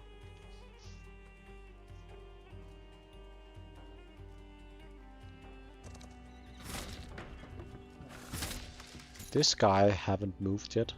Maybe he's looking to bring him forward. Getting a lot of the onagers at least.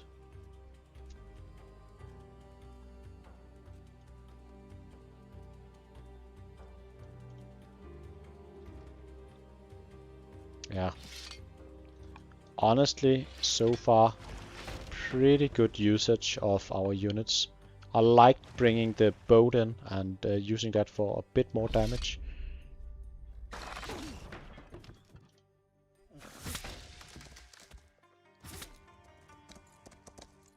Never moved this or used this unit for an attack. I really hope we remember we have this guy around.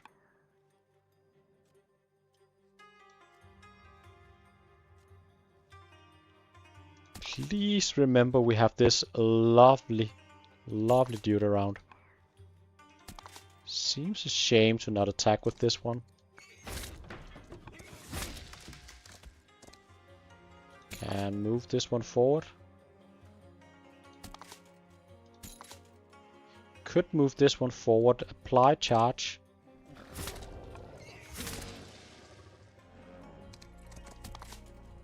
Still have this guy. We haven't used this guy. God damn it. You're killing me.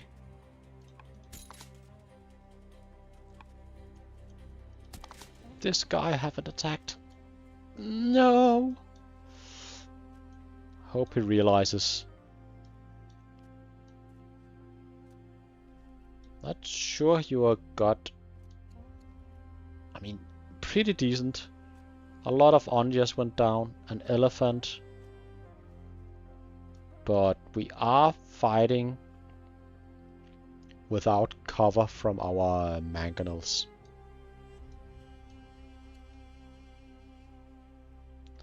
This... I like the aggressiveness.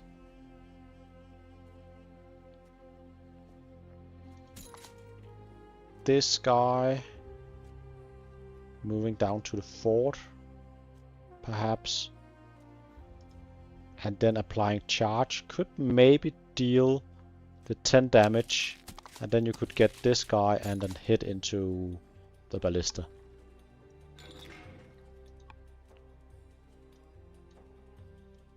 We straight up moved this guy forward and forgot about him. That is a shame. That is such a shame. Do not have the training to buy anything extra. Yeah. We straight up moved this guy in here and forgot about him. While this was a great move forward, we did also commit quite a lot of forces, I'd argue. And this is Sentinel, so there could definitely be a pushback. Rider family no longer furious, only angry. That's nice.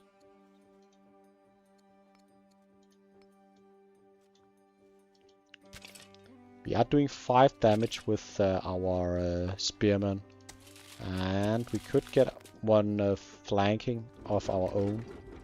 So this is it's not without a cost doing this at all.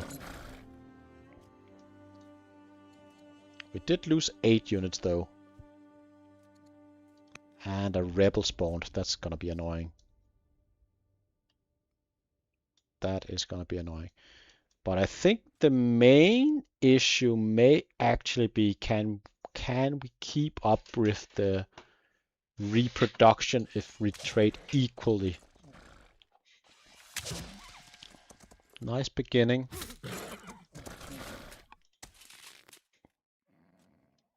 Possibly go down. Do have some onager fire up here that could be useful. Although there is a mangonel standing right here ready to attack.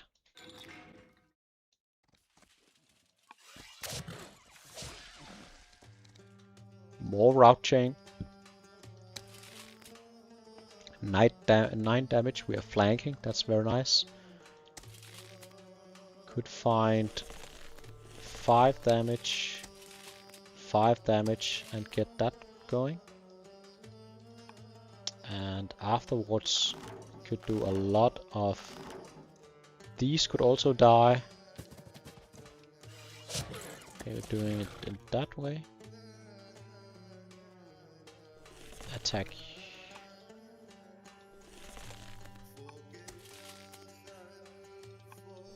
Maybe attack. Yeah, a lot of approaches.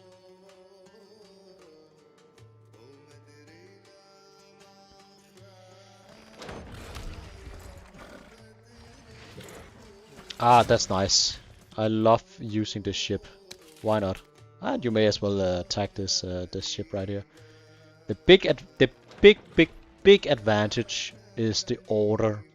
Way more orders to go around in Persia's empire. I don't think we can use our units that carelessly.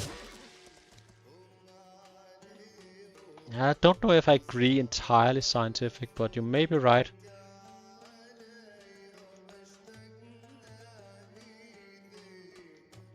But we do have a pretty decent production going. I don't like Tyreme, I would like Warlords.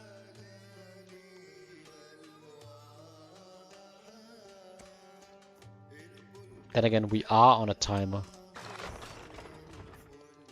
That ballista is dead.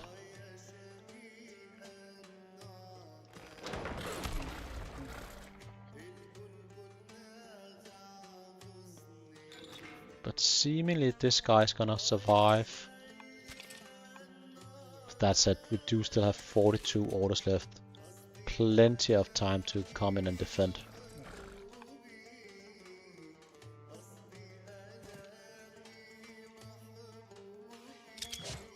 Persia do have a million goddamn orders. Killed 8 units.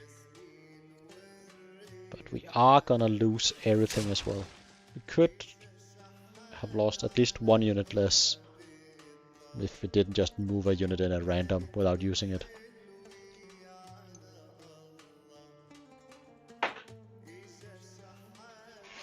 But it is not over yet.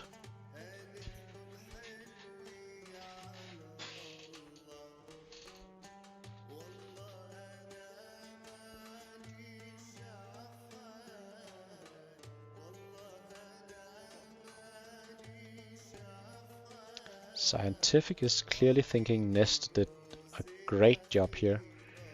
I think you may be right. He is sort of on a timer. He can't slow roll this entirely. But I still feel as if this was pretty aggressive. But it may be alright. Do a unit count. Persia, we do have a lot of cataphract archers left. We got 18 cataphract archers left. And that is gonna be sort of still 14 or 12 onagers left.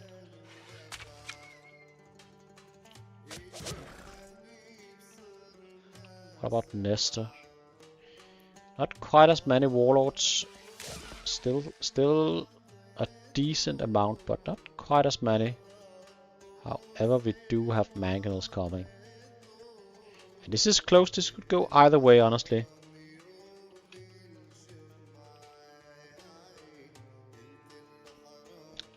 mistakes could certainly be the main factor right here. Is this what we are looking for? Getting the cataphract archers forward, because these can be attacked quite nicely. And a lot of these units use their movement points. I think chopping down this forest would be a great call when we kill it eventually.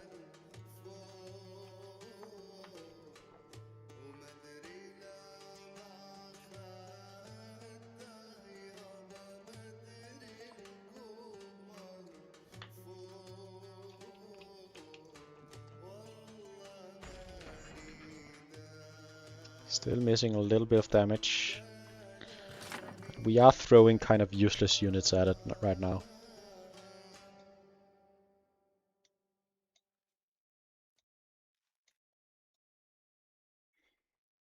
But god damn, that order disparity is rough. Are we gonna chop the forest? Because I believe another mangonel will be the next turn. No, instead we're standing on it. How severe can we punish? I believe all these units are basically dead to mangonels. Yeah, I agree. Putting a mangonel on this tile is gonna draw a lot of attention, and seemingly it's something that needs to be responded to, which could indeed be a mistake.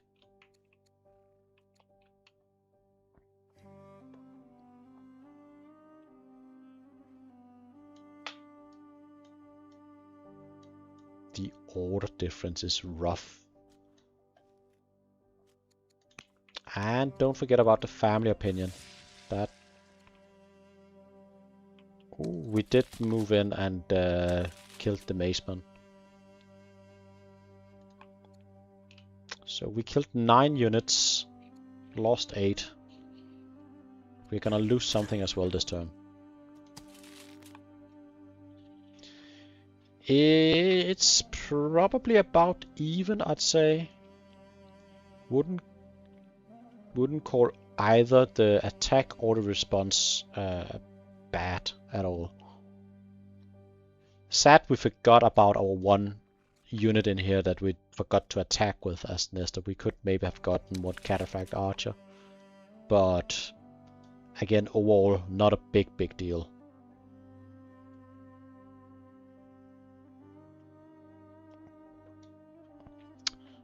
Oh no, says Problem Gambler.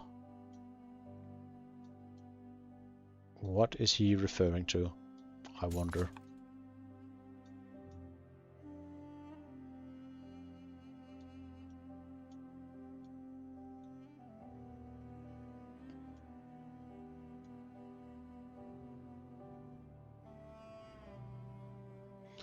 Could go either way, says Scientific.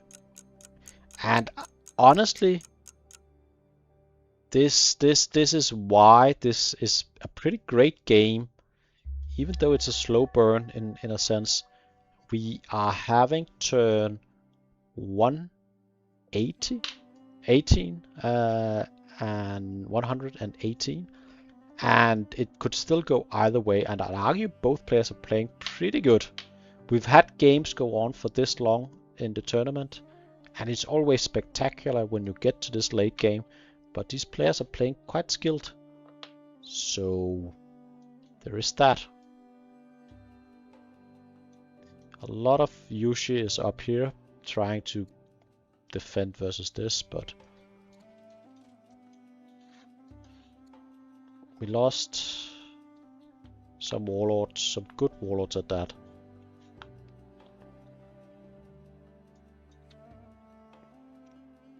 But alright, what is the response gonna be? Start with the mangonel furthest back. That is almost always gonna be a rule.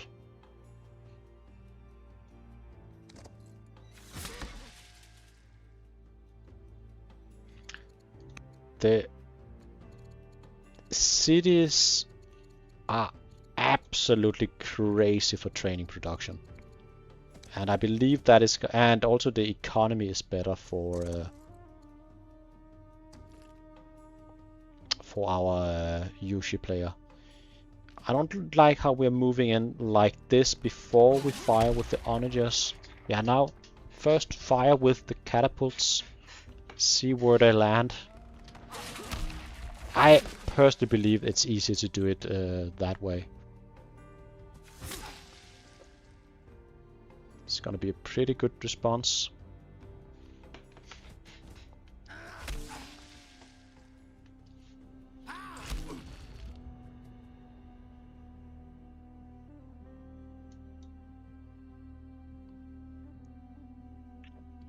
So where are we shooting?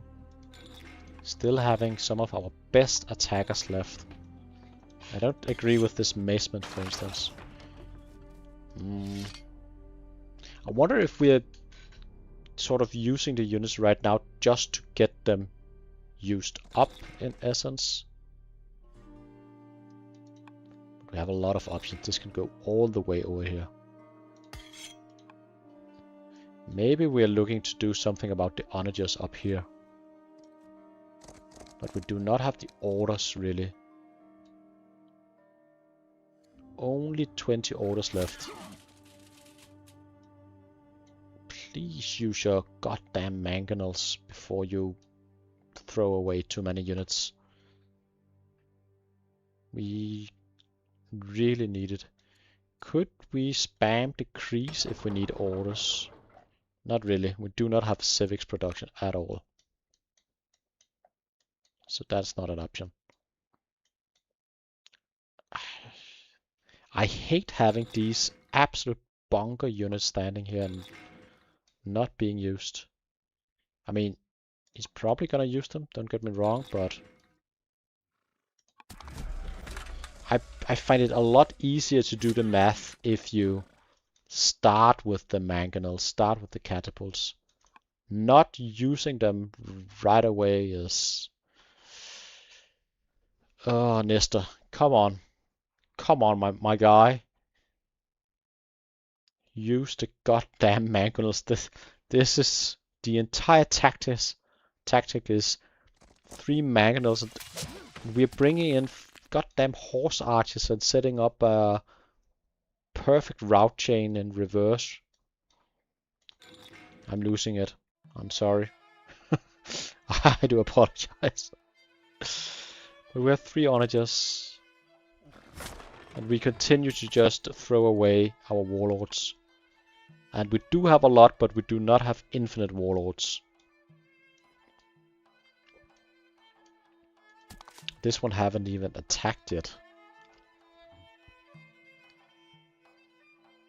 We are also kind of rushing, and I've seen a lot of players do this in the tournament so far. They spend almost more time on economic turns than military turns for whatever reason. Seemingly they should take their time on the military turns. That's why you get all the time. So what is our option here? Double slam. Alright.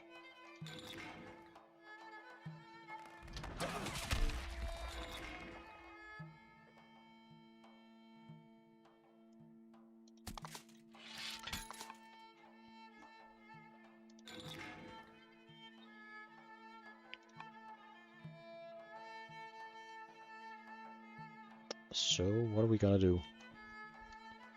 This once more seems a bit like a mess. We're not gonna kill it. We could, but...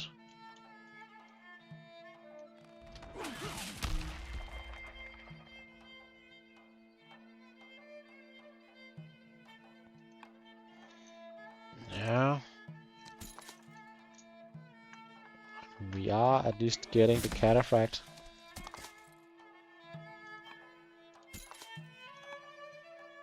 we'll leave. Ooh, Nestor, this wasn't brilliant. We only killed 6 units and lost 9. And we are leaving some pretty easy targets on the table.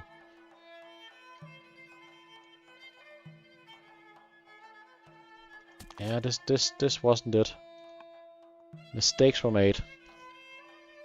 Absolutely severe mistakes was made.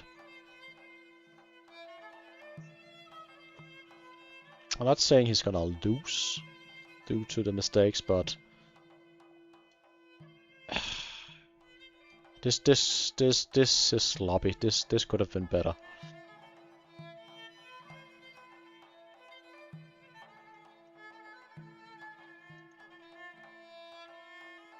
I personally find it a lot easier to do the big hits first and then find the small damage you need. So most of the time a slinger is gonna finish the job in my game, so axeman, cleave or something to that extent. We have another rebel in this city. It's gonna be annoying eventually. Maybe we are looking at a pause of the session. It is getting quite late. Honestly, I appreciate that, Nestor. I thought I was about to go to bed for the last hour or so.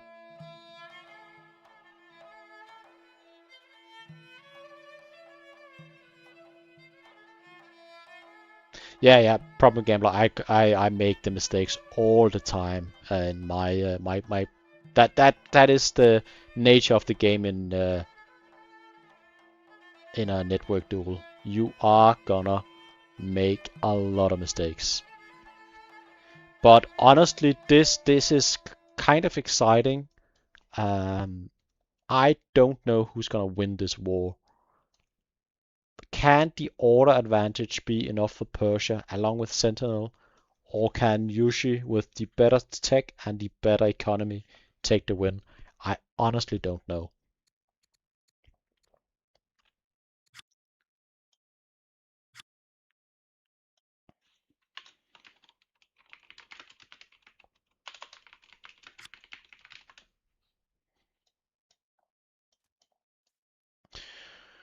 Alright, looks to me like we are gonna end it here today's stream. And I'm glad you watched. Hope you liked it. And hopefully the players on a rewatch can learn a thing or two, or maybe teach me a thing or two.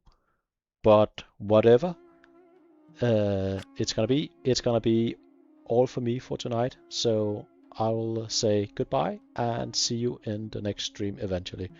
Bye bye for now. Cheers. Bye bye.